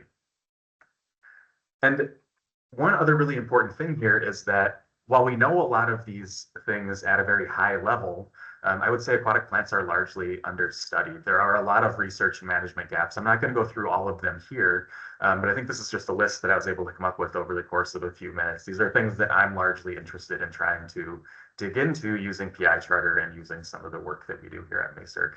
And I think this is where PI Charter can really fit in as a tool that brings together statewide data on aquatic plants and helps us address some of these research and management gaps that relate to aquatic plants. And so I have a couple examples here where I'm going to talk about how aquatic plants respond to lake management, in particular aquatic invasive species management. And these are cases where I've used PI Charter data and pieces where I am using PI Charter data for research and for better understanding lakes and lake management. So the first project here that I wanted to talk about is a partnership project that we did in partnership with the Minnehaha Creek Watershed District. This is also funded by the district, so huge thanks to them for this work. We went out and collected a pretty large amount of carp removal data across the state, and we were lucky enough that there were 15 lakes where there was PI Charter data around these carp removal projects. We had pre and post removal surveys. And it provided some really important information for understanding carp removals and understanding how lakes work. It allowed us to help ground truth some of our hypotheses about how carp lakes work and how carp management works, reinforcing that carp likely do negatively impact plants. But when it came to actually assessing these removals, we saw some pretty high variability across lakes. So here's just a plot of change with removal. Positive would be an increase in these metrics. Negative would be a decrease in these metrics. The black line is 90% of the lakes that we looked at fell within that black line. So you can see the vast majority of lakes are sort of all over the place when it comes to plant responses to carp removals, though our estimated effects were relatively positive, at least for aquatic plant richness and floristic quality. We're continuing this kind of work through the MAISRC Labs to Lakes initiative, those two sets of carp removal projects. And our role, my lab's role in this project is helping to evaluate plant zooplankton water quality responses to carp removals. One of my students specifically is using PI charter data across our data set that we collected with the Minnehaha Creek Watershed District to think about how plant community composition actually changes with carp removals and dig deeper into that. So stay tuned for these results. The other project we have going here is another MAISRC project. It's called Supporting Innovative and Adaptive Invasive Aquatic Plant Management. I have the link to it here, and I'll share this as a PDF so you can all get to these links as well. But this one is in collaboration with the DNR Invasive Species Program. And our goal here is to really leverage the fact that we do a lot of aquatic plant management in the state of Minnesota. We have hundreds of IAPM treatments each year, likely totaling millions of dollars. And so this is something that we could really benefit from having more of a data-driven approach to at more of a statewide level. And so one of the key needs here, though, is having more data in a harmonized and interoperable and centralized location. And so we need it to be pulled together in a way that we can actually work with it. And so that's what the goal of this project is, to take things like DNR permits, these DNR contractor surveys. So these are contractors going in at the end of the year, filling out a survey about what they actually did for a treatment in a lake, and then pesticide application records, which are distributed across different DNR programs and across a lot of different organizations in the state, which include actual treatment information about what happens in a lake. And so the goal here is to stitch these together to develop some kind of treatment history in a lake, and then pair that with PI charters so that we have more data-driven capacity for thinking about invasive aquatic plant management and how we can do it in a more adaptive way. So a couple examples here of how we could bring in PI charter and some of our plans that we're starting to sketch out with Alex for integrating this project into PI charter is, for example, using it as a way to look at how some of our invasive aquatic plant management is going in the state. So here's a plot, much like what Alex showed you. This is Eurasian water milfoil in Lake Jane in Washington County. And it's just its littoral frequency of occurrence over time. So you can see there's been some ups, there's been some downs. And the downs are largely associated with invasive aquatic plant management projects. So here from like roughly 2017 through 2023, there were these relatively small scale targeted treatments to reduce that milfoil population. And then here in 2023, there was a large whole lake treatment to reduce that population. And you can see the management, at least coincides with these declines in milfoil abundance. So if you've been monitoring your lake for a long time, our goal here would be to provide that extra context of some of that treatment history so you can understand what's happening in at least those target species, but also some of the non-target species. So here you can see at the bottom, there's a ton of really great species in Lake Jane. There's a lot of diversity in that lake.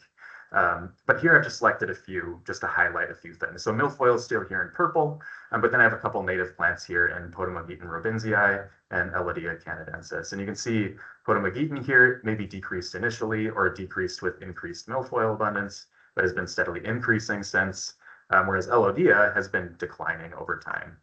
And here this very dark purple black line are just sort of the Cara genus that hasn't been changing much over time. So you can start to dig into how is the whole community responding to these treatments, and even start to think about how were they responding to milfoil in the first place, trying to balance some of that cure and disease in these lakes. And of course, there is so much more to study. I just pulled out a few species here that we can look at that demonstrate that plants might respond in really different ways to treatment.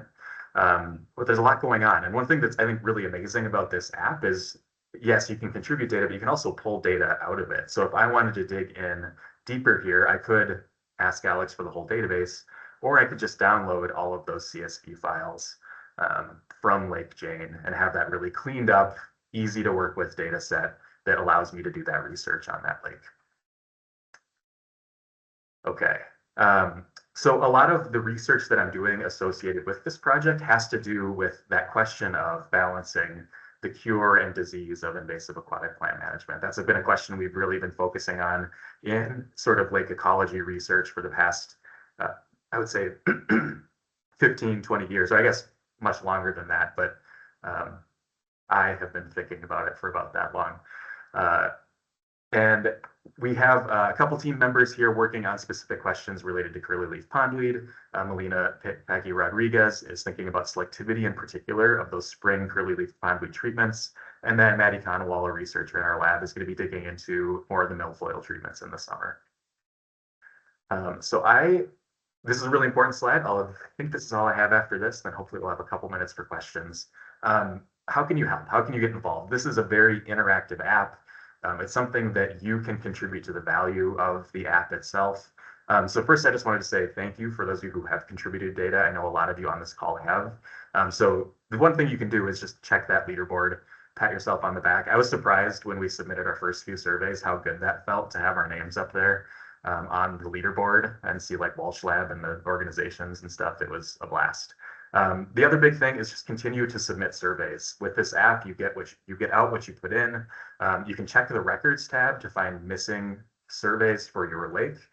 Or if you just know that you have a backlog of PI surveys, you can get submitting on those in that submissions tab. I'm especially interested in lakes that don't have invasive species and lakes where there haven't been treatments. I think those are two reasons why we tend to pay for full point intercept surveys. And so, or not those reasons. We tend to pay for point intercept surveys in invaded lakes or lakes where there's going to be a treatment, which means that our data set is somewhat biased. And we need some of this context that comes from uninvaded lakes and untreated lakes in order to really understand what plant communities look like in the absence of some of these stressors. So if you do have some of this information, that is gold. And please submit it or at least get in touch with me about that. Oh yeah, and lakes outside the metro as well. Thank you, Alex. But we do have a very metro-heavy distribution of our lakes. So thanks to our funders and partners. A lot of these projects were funded by ENRTF and through MAISRC. Minnehaha Creek has played a huge role in some of the carp stuff, partnered with the Minnesota DNR. And thanks to all of you again, and thanks for listening. Again, I will share this as a PDF so you have access to all these links, but I will stop talking so that we can answer some questions if there are any.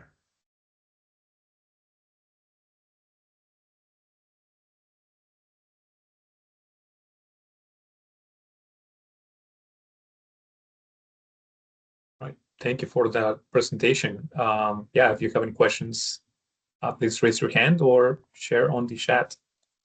But to start things off, I do have a question for you all. And this is more because I know I have a hard time wrapping my head around it.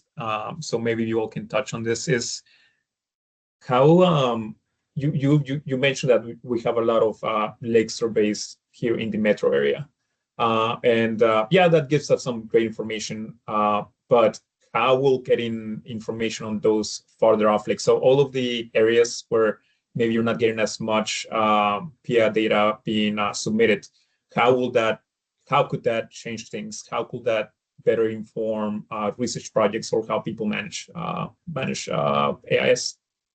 Yeah, that's a great question. I think part of it is like a lot of the AIS occurrences are in the metro, and a lot of the permitting that happens for AIS treatments happen in the metro. But there are treatments that happen outside of the metro area. And of course, like starry stonewort is primarily a non-metro area plant. So that's one area where having more PI data can help inform starry stonewort treatments in particular. The other thing is, I think we do tend to get tunnel vision around aquatic plant management and treating invasive plants. But thinking about plants as aquatic habitat, especially for fish, I think is really important here too. And I know this is MAISRC, we're talking about invasive species, but I think this provides really great context for thinking about fish habitat and thinking about associations between aquatic plant and fish communities. And so this can help inform not just managing invasive plants, but also managing fish, managing other aquatic resources as well. I'll just add to that. I think Jay covered all the main things, but I'll just add to that too, that if you're thinking about it from a research standpoint, the circumstances surrounding lakes in the metro differ from the circumstances surrounding lakes in other parts of the state. I mean, size, depth, watershed characteristics, topography, predominant soil type, like those characteristics influence lakes and lake communities very greatly, and they're not evenly distributed or quite variable throughout the state. So part of what we're always hoping to do from a research standpoint is be able to see past all that local variability and see what the overall patterns are. And that's difficult to do if you aren't representing all the different parts of the population you're trying to understand. So since we're trying to learn about what's going on statewide, we need statewide data to be confident. Speaking to that thing about uncertainty again earlier, to feel confident that we're actually finding something that is, say, not metro specific, but actually more general than that. Thank you. Mike, I see you have your hand raised. Yeah, thanks all for this presentation and your great work. I have sort of I think a comment and then a question. And the comment is about this like outstate data, or really any data that's not yet in PI charter. Within the DNR, there is a relatively good job that's done of tracking where data are and getting them centralized now. And big thanks I don't know if Josh Knopick is on this call, but the Lake Ecology Unit of the DNR has done some internal DNR work that makes sure that if someday, 10 years down the road, we have something happening in a plant community, the DNR, at least internally, knows where DNR surveys have been done. But what PI charter is a testament to is just how much plant work is done in the state of Minnesota that is not the DNR's work. And so if there's any lake, whether it's in-state, out-state, whatever, and there's a PI survey on it, if it makes its way into PI charter, it's then in this sort of like repository that has some longevity to it, and in particular has like a findable aspect to it where you can find the survey from Dora Lake from 2006, because otherwise, without something like PI charter, if it was a non-DNR survey, it's not exactly clear where that plant survey would even be. Like, do I just call all the consultants that have ever worked in Minnesota and ask them, et cetera, et cetera? So I think one more like plug for this idea of getting data to PI charter, especially non-agency data, is that it creates this findable, accessible, interoperable, reusable place and for those data, almost like the PCA water quality dashboard, where you know where to look for SECI data. And in this case, this PI charter offers you a place to where to start looking for PI data, especially if it's not agency data. And even agency data, Alex and Jake and I were just in a meeting the other day that Alex and Jake are putting a bunch of work, in particular, Alex putting a bunch of work into a sort of repeated refresh of PI charter that will continue to draw in state data on a repeated basis. That was a really long comment. I'll keep the question short. It's just that, I think we think a lot about research. I think, Jake, you gave a good example of a way a manager might use a single lake's information to understand management outcomes or potential impacts. Do you have other ideas about how a lake level manager might use PI charter or a county manager? Yeah, and Alex can speak to this a little bit too, but I think because the app has so much functionality for subsetting by county, that it gives you that sort of 30,000 foot view of what's going on in your county. You can really easily get a list of all of the different species in your lakes, and you can very quickly get to a point where you are comparing and contrasting what those communities look like, and also what surveys are available in those lakes, thinking about where should we be targeting our monitoring efforts. And I think that's, if I'm interpreting the question correctly, I think that's a huge advantage that Alex has built in that functionality into the app.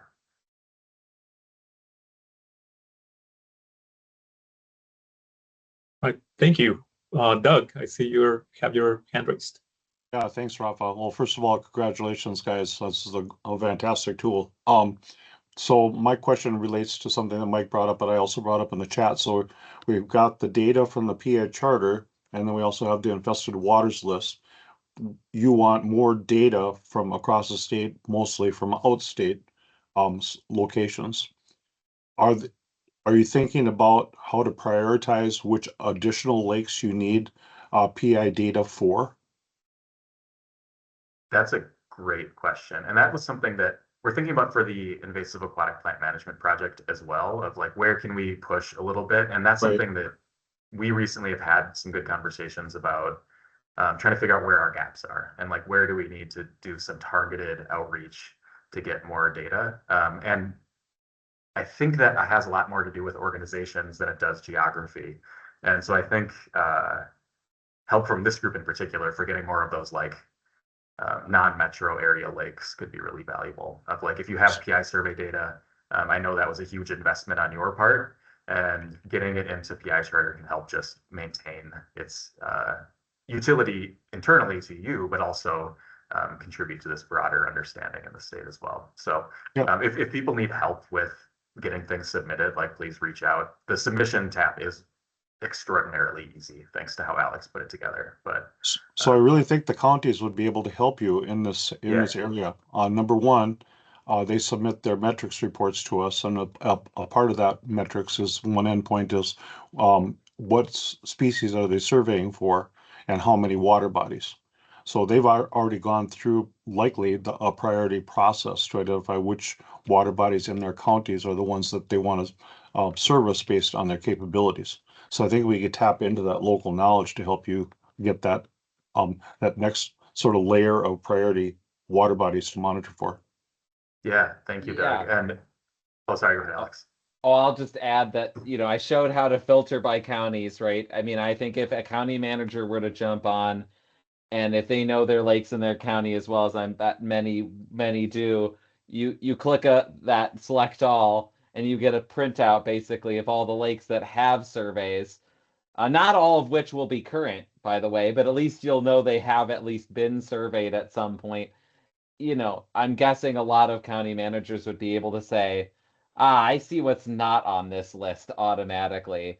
And so, but if they needed help or support figuring out that negative, we'd be happy to help them with it. But at least we can tell them which ones we do have surveys for. Well, counties, there's your homework, counties. Yeah, right, exactly. And you may know that there actually was a lake association that got a survey done or something like that, and you may be able to provide the nudge necessary to plug a hole. Like there may already be a survey out there, and we just don't have it yet. It's hard for us to know, what percentage of all surveys that have been done we have. There's internal debate amongst our team where that percentage lies, frankly. Some feel it's really high. I'm not as sure.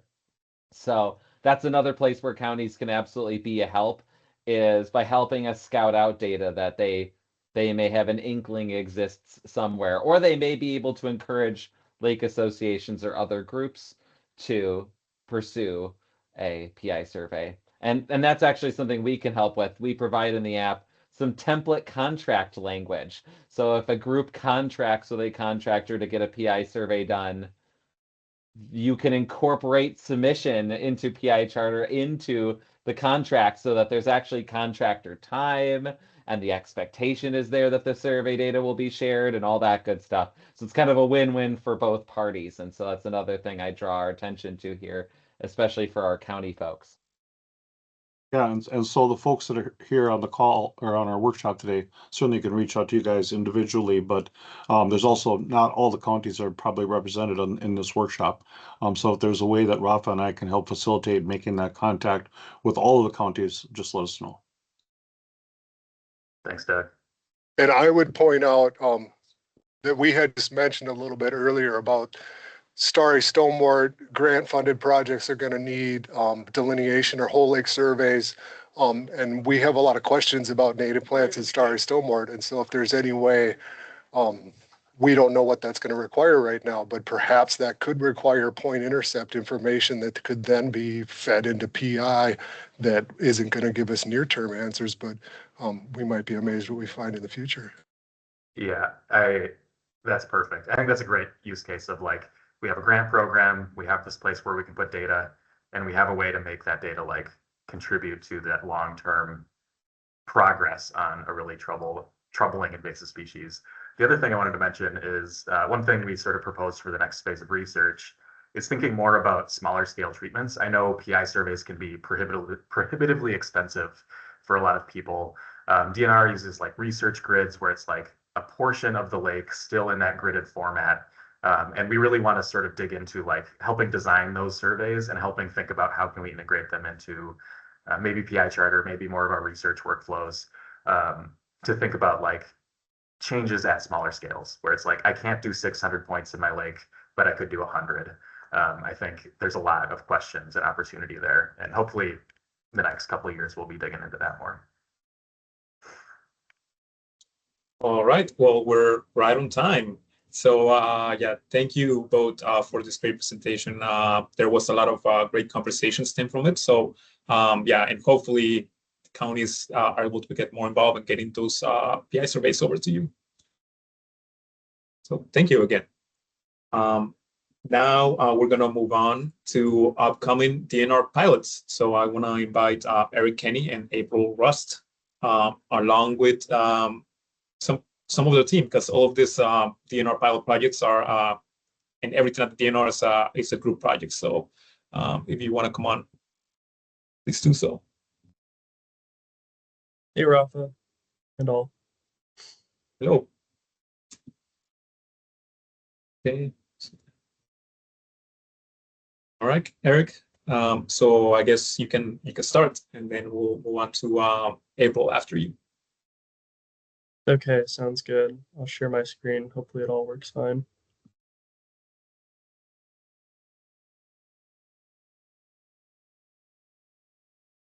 Does this look right on your end? It is loading. Yep, I can see it now. Okay. Actually, Great. Hold on. Can everybody see that? Can you see the for notes? the audience? I can. Okay, everybody can. Oh gosh. How do I fix that? Oh, I mean, you should be good.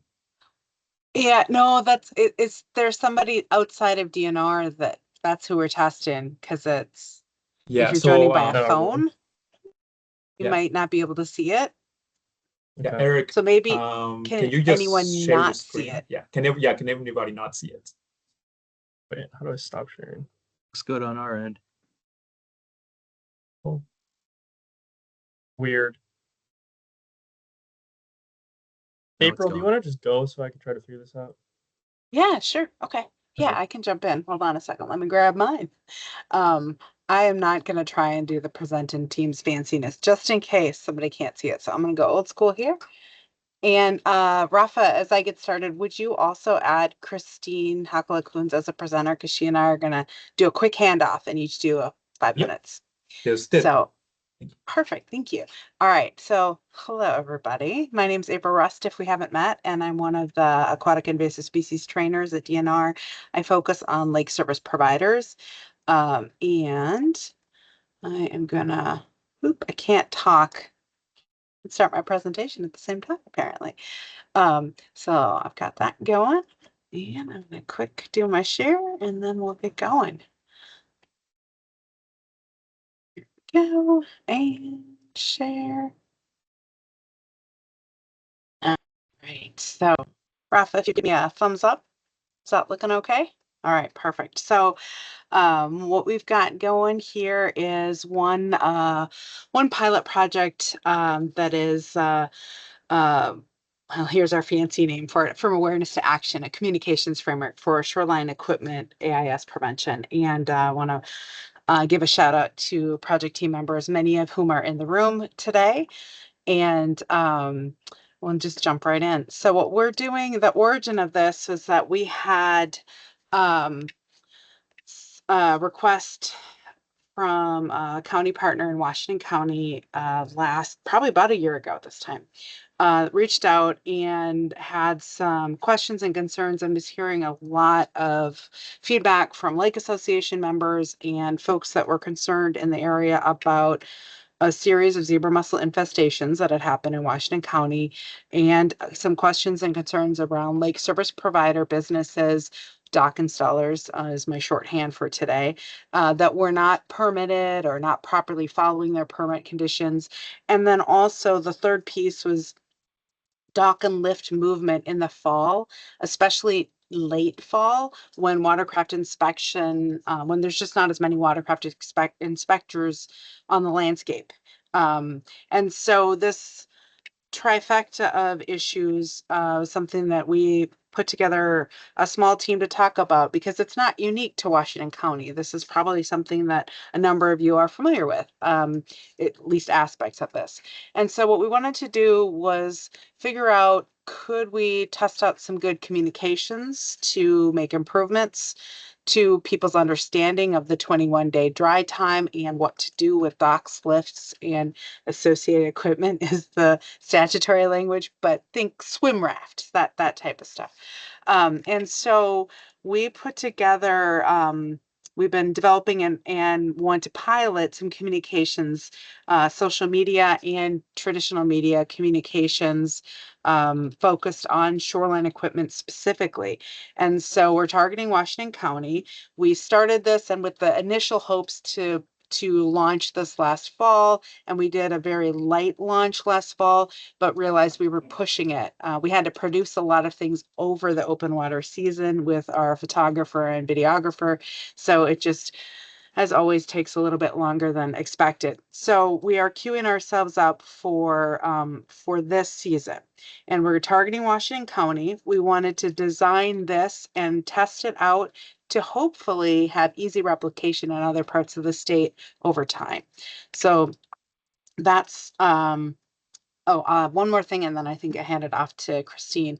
So our target folks are shoreline residents, lake service providers or LSPs, lake association members, and media partners. I would also say, I didn't call it out specifically here, but all of you county partners, and in this case, Washington County LGUs and water and aquatic invasive species partners to help us get the word out. So we have these goals where we want to fill some knowledge gaps around AIS laws and best practices for docks and lifts that just are not well understood. We want to improve compliance about those laws among lake service providers and shoreline residents. And we want to find some ways to encourage and promote exemplary behavior. We have enforcement tools that we can use as well and have discussed that throughout this whole process, but we're in this one, we really want to see what communication tools we can use to move things forward. All right. One more. Gosh. We have our 21-day dry time that I think everyone probably is aware of, but if you're not, if you have a dock, lift, or any associated equipment, it has to stay out of water for 21 days before you put it in a different lake or river in the future. And both, that's one of our key messages. And the other key message is both shoreline residents and lake service providers play an important role in working with this equipment and preventing the spread through this pathway. So I'm going to kick things over to Christine to talk through some of the communication materials that we're going to be piloting. It's all yours, Christine. Thanks, April. And hi, everybody. Nice to be with you this afternoon. So we developed multiple tools for sharing our messaging, like the carousel slides that you see on the screen. And so these are just a few examples of those. We also developed a web graphic. We'll share that in just a second. We developed a media package and a couple of videos to integrate into our messaging, and those will be posted on YouTube. And then we're planning 3 paid social media campaigns. So one in the spring, in the summer, and then one in the fall. And we'll be tracking those responses. And then really soon, we're going to be reaching out to our Washington County partner and prepare them to share this information with their networks. And so we hope that you all like and share as well. So when you see this. Okay, April, ready for the next one? Okay, so this is our web graphic. So it's kind of an overall picture tailored to cleaning and decontaminating docks and lifts. So we're still working on this one, but we hope to integrate this into our messaging as well. And then the next one, our team developed a short video that's going to walk you through inspecting a lift and then decontaminating it with just some simple tools. And this was made with our watercraft inspection program and a shoreline owner. So let's watch the short video.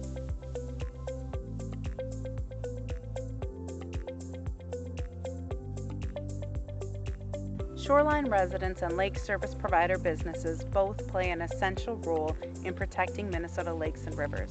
When you're working with docks, lifts, or swim rafts, always follow Minnesota Aquatic Invasive Species laws.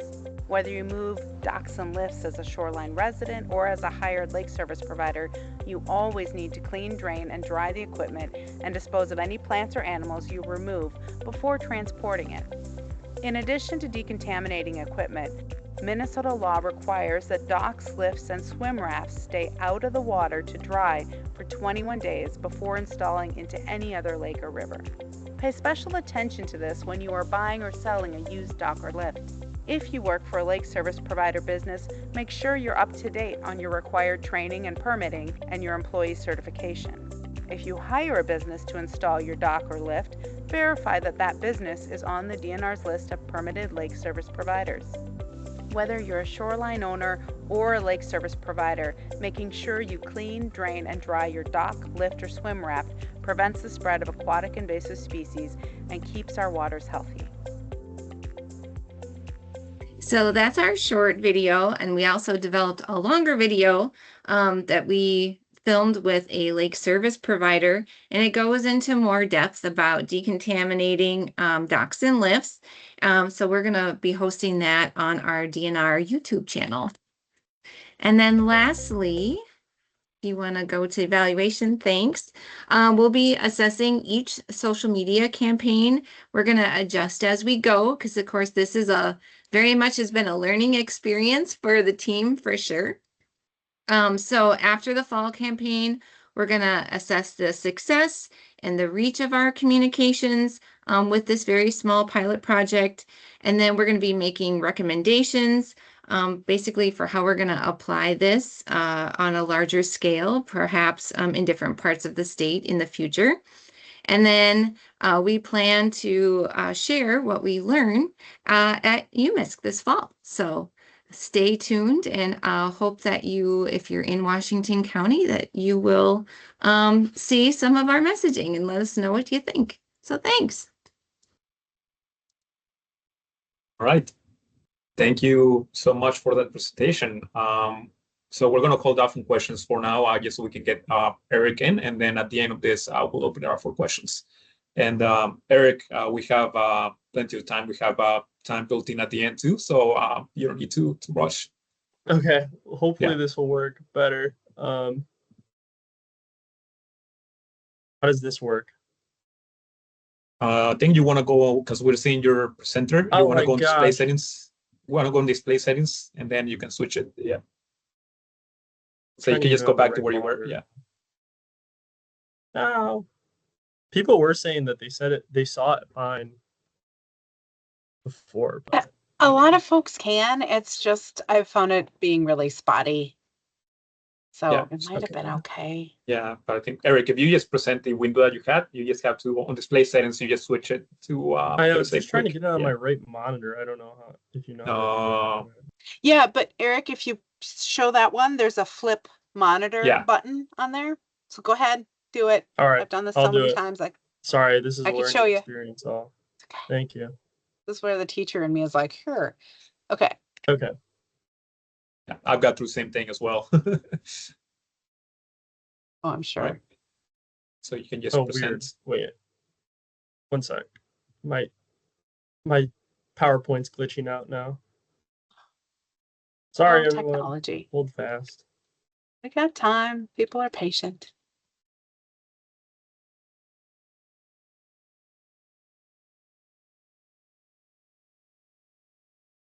Well, I think we can actually go through the questions for you all right now. If anybody has questions, sure. We can. That's what we can do right now, and then at the end we'll have questions for specifically for Eric. Wait, but he's got it. He's got it. Yeah. Okay, Yep. yeah, display settings, swap. Okay, Perfect. but it's on my Did it? wrong monitor now. But Oh, okay, whatever. It's okay. I'll push through. Okay, so for those that do not know me, I'm Eric Kenny.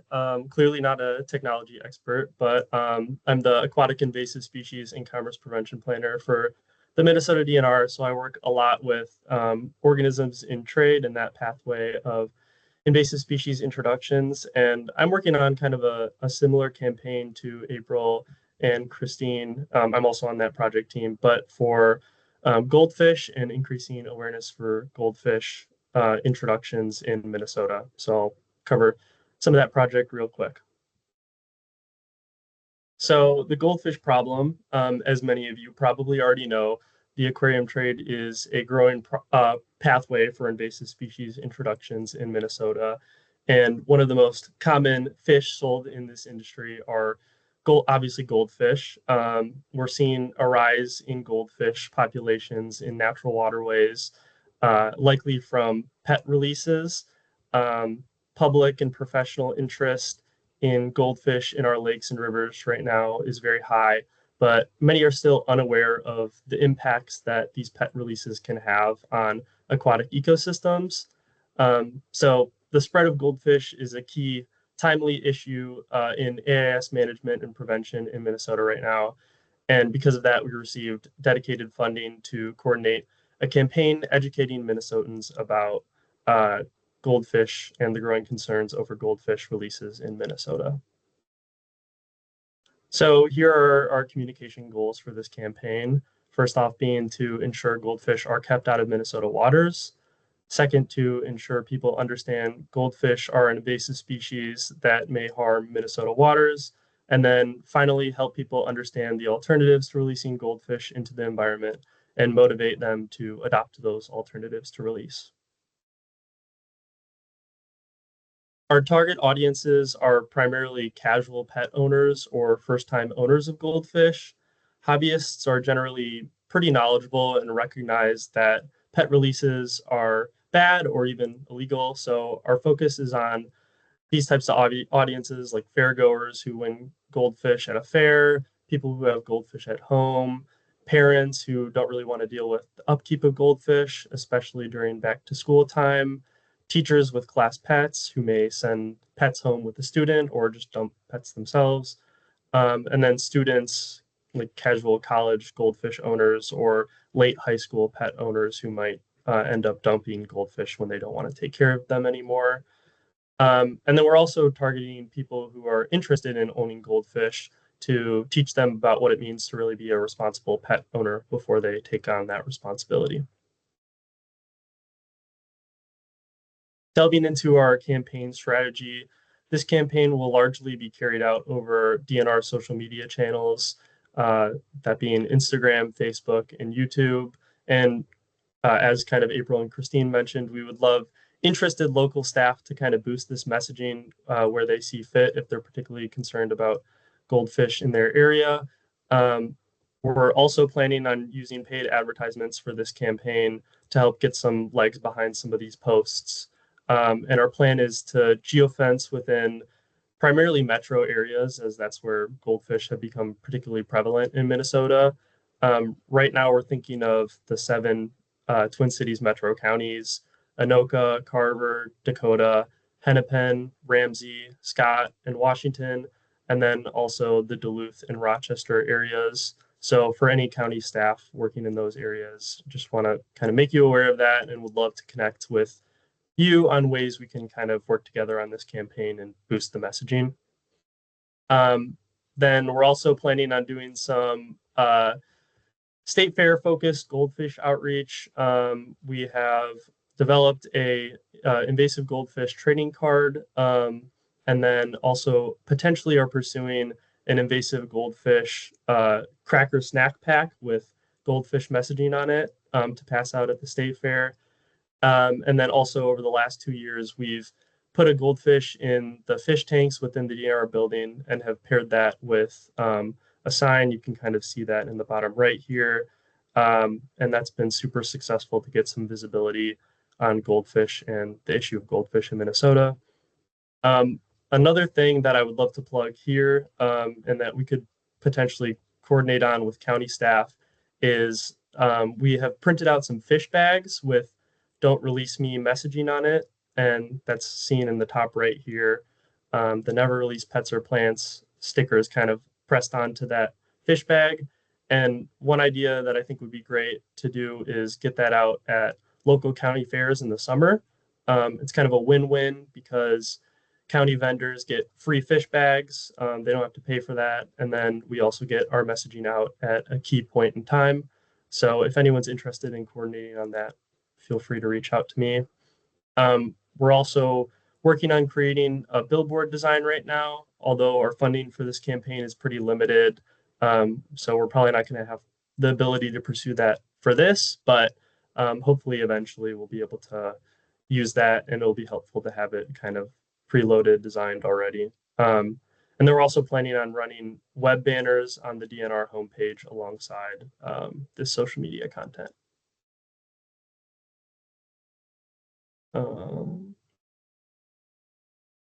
So through this campaign, we're really hoping to primarily increase awareness of the growing environmental problem of goldfish in Minnesota. Many are really unaware of this as a real ecological threat, especially those that are releasing goldfish into the environment. So we're really, through this campaign, hoping to educate those uninformed casual hobbyists at risk of pet releases. We're also hoping to shift public perceptions of goldfish as a harmless pet to more of an invasive species. There's really not the same sort of perceptions that you see surrounding fish like carp with goldfish, because lots of people just have this kind of idea and perception of them as just a harmless pet, and that's kind of it. So through this campaign, we're hoping to sort of shift that perception. And then also through this campaign, hoping to sort of move the needle to establish alternatives to release as a social norm in Minnesota.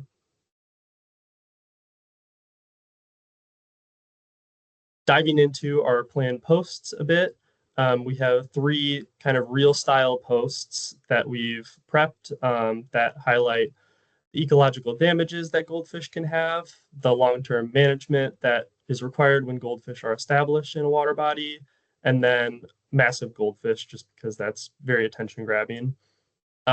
We've also worked with our creative services unit to create graphics that are pretty similar to those of the Dock and Lift project that really highlight alternatives to release and what the options are for pet owners who no longer want to take care of their pets. And then we've also created a really great long form video that kind of highlights all of the above and includes interviews from industry people, county staff, and then also great footage from a surrender event that really highlights some of those alternatives to release. And then I have a short little video that I can play. Big thank you to Andrew Dighart for providing a lot of great footage. This is one of the things that he provided us with and that we're probably going to do kind of a reel of, but just so you get an idea, it's super attention grabbing and pretty wild.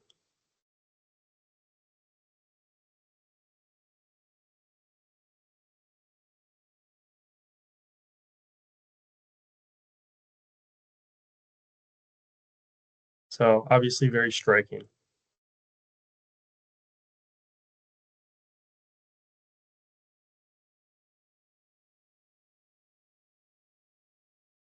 Finally, to track effectiveness, kind of similar again to what April and Christine were talking about, kind of your standard social media metrics, tracking, looking at engagement, reach, impressions. And again, like they were saying, this will also sort of inform how much money we're putting into paid advertisements. This is kind of our first time working with paid advertisements as a program. So we're working very closely with DNR social media experts to see how the advertisements are doing and then adjust like how much money we're putting into them based on how that's going. We'll also have links posted on each post with information or with links to web pages with information about goldfish, and then also some best practices for aquarium owners, and we'll track how clicks are driven from our posts, those web pages. And then finally, we're going to plan to track the number of outreach materials distributed with this campaign, whether it be those invasive goldfish trading cards or the goldfish snack packs, kind of all the things that we're passing out. And then lastly, I just want to provide a big thank you to partners who provided great photo and video content for this campaign and helped to create our long form video that we're happy to share when it gets posted as well. So big thanks to Andrew Dickhart at Carver County for providing great footage and being an interviewee in our long form video, the cities of Burnsville and Apple Valley, J&R Aquatics, who helped us film a surrender event, Go Aquatics, who was the industry person who got interviewed, and then Carpenter Nature Center. So yeah, that's what I have. Happy to answer questions, and this is my email if you want to coordinate on anything I discussed. Okay, thank you, Eric. And then if you can, oh, there you go. Stop sharing so they can see our faces. So we already got a question on the chat, and this is going to be for regarding the LSPs. So this is from John Utet, and sorry if I mispronounced your name. Are there best practices for LSPs or people buying, selling dogs, lift equipments to track and verify that they are meeting the 21-day dry time, especially if LSPs are moving 100 plus pieces during a season, or someone is purchasing used equipment from a retailer or on the private sector? Thanks for the question. And I would say the answer quickly is yes and no. So in lake service provider training, yes, we do talk about best practices for tracking your equipment. Not just the 21-day dry time, but just the in and out of equipment, what waters it came from, tagging, just a lot of that kind of like best practices for tracking what you have, when you have it, where it's come from, where it's going. So there's a lot of tracking sheets that businesses, larger ones that have a huge volume of equipment they use. We don't have any control over it, so we just recommend it. We also have some very low maintenance, easy tracking, like writing with Sharpies on equipment when you pull it out. Docks and lifts can be tricky if they're fully taken apart into multi-parts. You can lose track of that. So just talking about how do you bundle, what are your practices, and how can you lower the chances that that would be missed. We do not have something like that specifically for dock and lift owners or folks that are buying stuff mid-season. That's actually the thing I'm most interested in on our testing out some of our messaging in our midsummer campaign, is to talk about, hey, are you buying or selling a used dock mid-season, and what you need to do and how to ensure the 21-day dry time.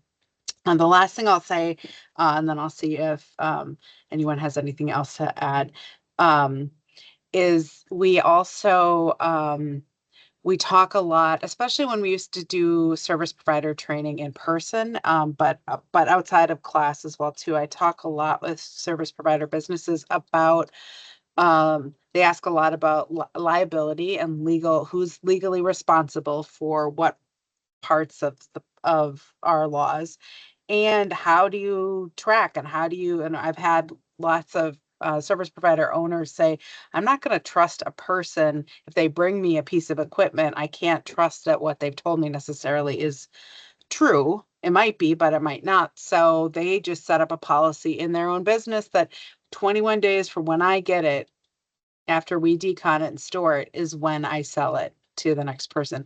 I've had other businesses that say they make their customers aware of the 21-day requirement and the decon before transport requirement, but it is then the liability once the equipment leaves their hands is up to the individual.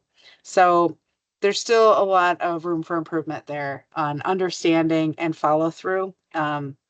And yeah, I think that's enough rambling answer to that. John, if you have follow-ups, I'd be happy to chat with you more about that too. It's a good question.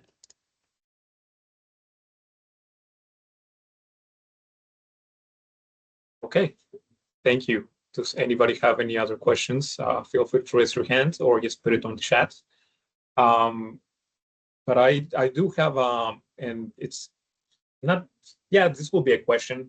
And I have worked with actually both of these teams on these projects. So something that I just want to bring up is, so I think this is something new that we're dealing with, or something that we haven't really done on what a lot of AIS has done before. And particularly, I'm thinking that these two projects, or these upcoming projects, are dealing more with aquatic invasive species in commerce.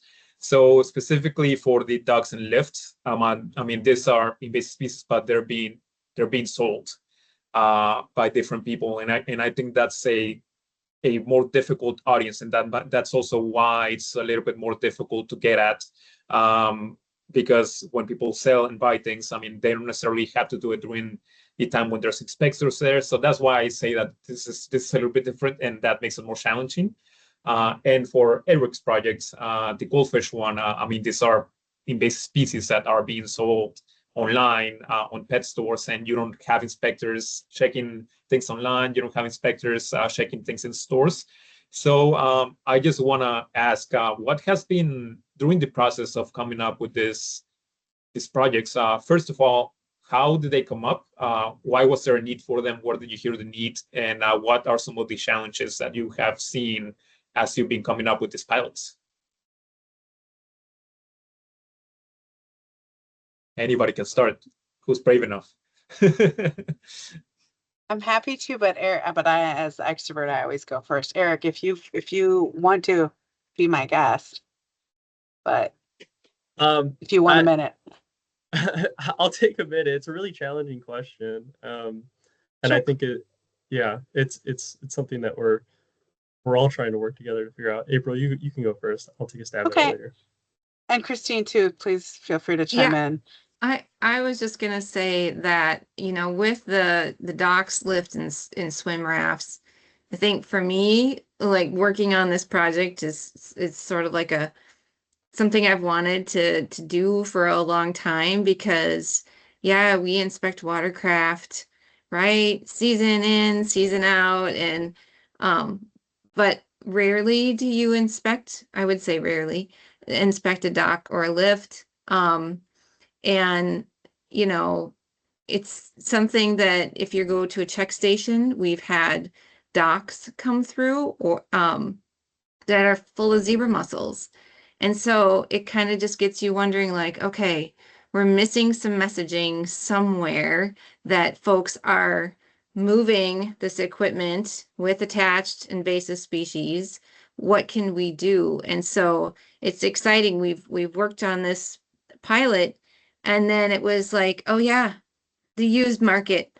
You know, and it is really challenging to think about, where do you post social media information for people that they can access it? You know, how are they going to listen to the messaging? Are they going to pay attention? You know, are they going to do the right thing? So I think we're still working through that as a team too. For sure. Yeah, I would say I agree. I've had a craving to work on this, and how you described it, Rafa, is exactly, this is a dispersed purchasing and dispersed equipment use that we don't have easy connection points with. And so I feel like that's one of the biggest challenges. I would like to and to find the right messenger. Like, I'm excited that we can try and see what paid social media gets us. I personally, though, have, I'd say, low faith just in general in the status of social media over the last couple of years, and like how productive is it for getting the word out? Or I have some concerns about it. You know, like, is it going to be a good tool and all of a sudden reach folks that we haven't reached before because they just had no idea about 21-day dry time, because docks and lifts are not something that you buy new things every year. So you have a very infrequent time frame when you use it. That's actually one of the biggest challenges of this equipment is it's very specialized messaging, because it's like, hey, do you have a dock or lift? And is it one that's new to you that is already used? Like there's so multi-part for when it's high risk of spreading aquatic invasives that's a challenge. And I'm curious to see how our messaging, our targeting, and the paid messaging might up the understanding around it. So I know we're getting short on time, but those are my initial thoughts about it. It's a great Yeah, question. Ralph, do I have time to chime in real quick or no? Yeah, you do. We just have concluding remarks. So yeah, we Okay, have time. I'll just Yeah. say briefly, the answer I'll give is I feel like in the organisms and trade space, we're aware that like we're not going to be able to kind of reach everyone or like screen every species that's being sold. So I think kind of what we're leaning in on is just as much collaboration and coordination regionally, locally, whatever, as possible, and just talking with each other to try to find creative solutions to it. And then also being really intentional about messaging in the right places at the right times. So like we're aware that it is challenging and that we're not going to be able to get like everything covered, but all we can do is do our best and really lean on partnerships and collaboration. Yeah, that's well said, Eric. Well, I want to thank you all for being present here and letting us know what the DNR, the pilots are coming up. And again, these are pilots, so it's all explanatory. As they all said, we haven't redone social media before. Like we don't know.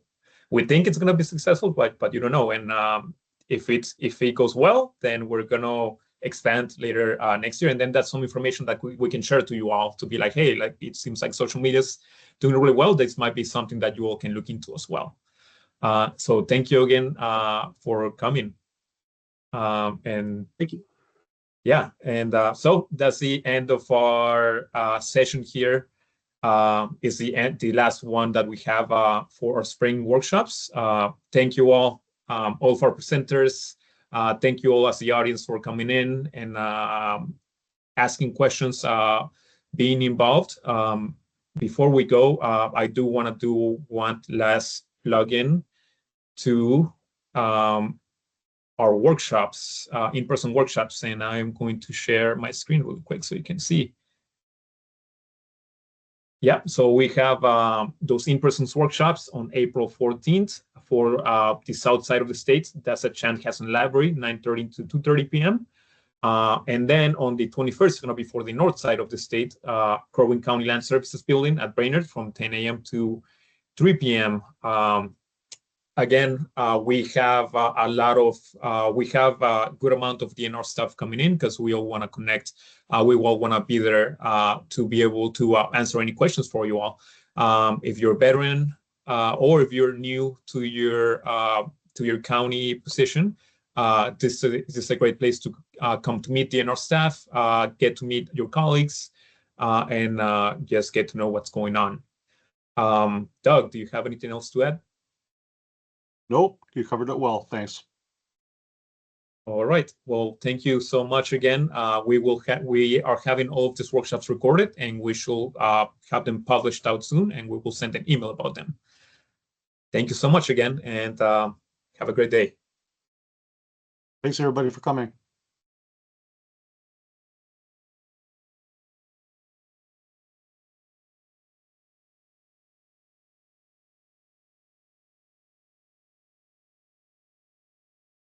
Okay.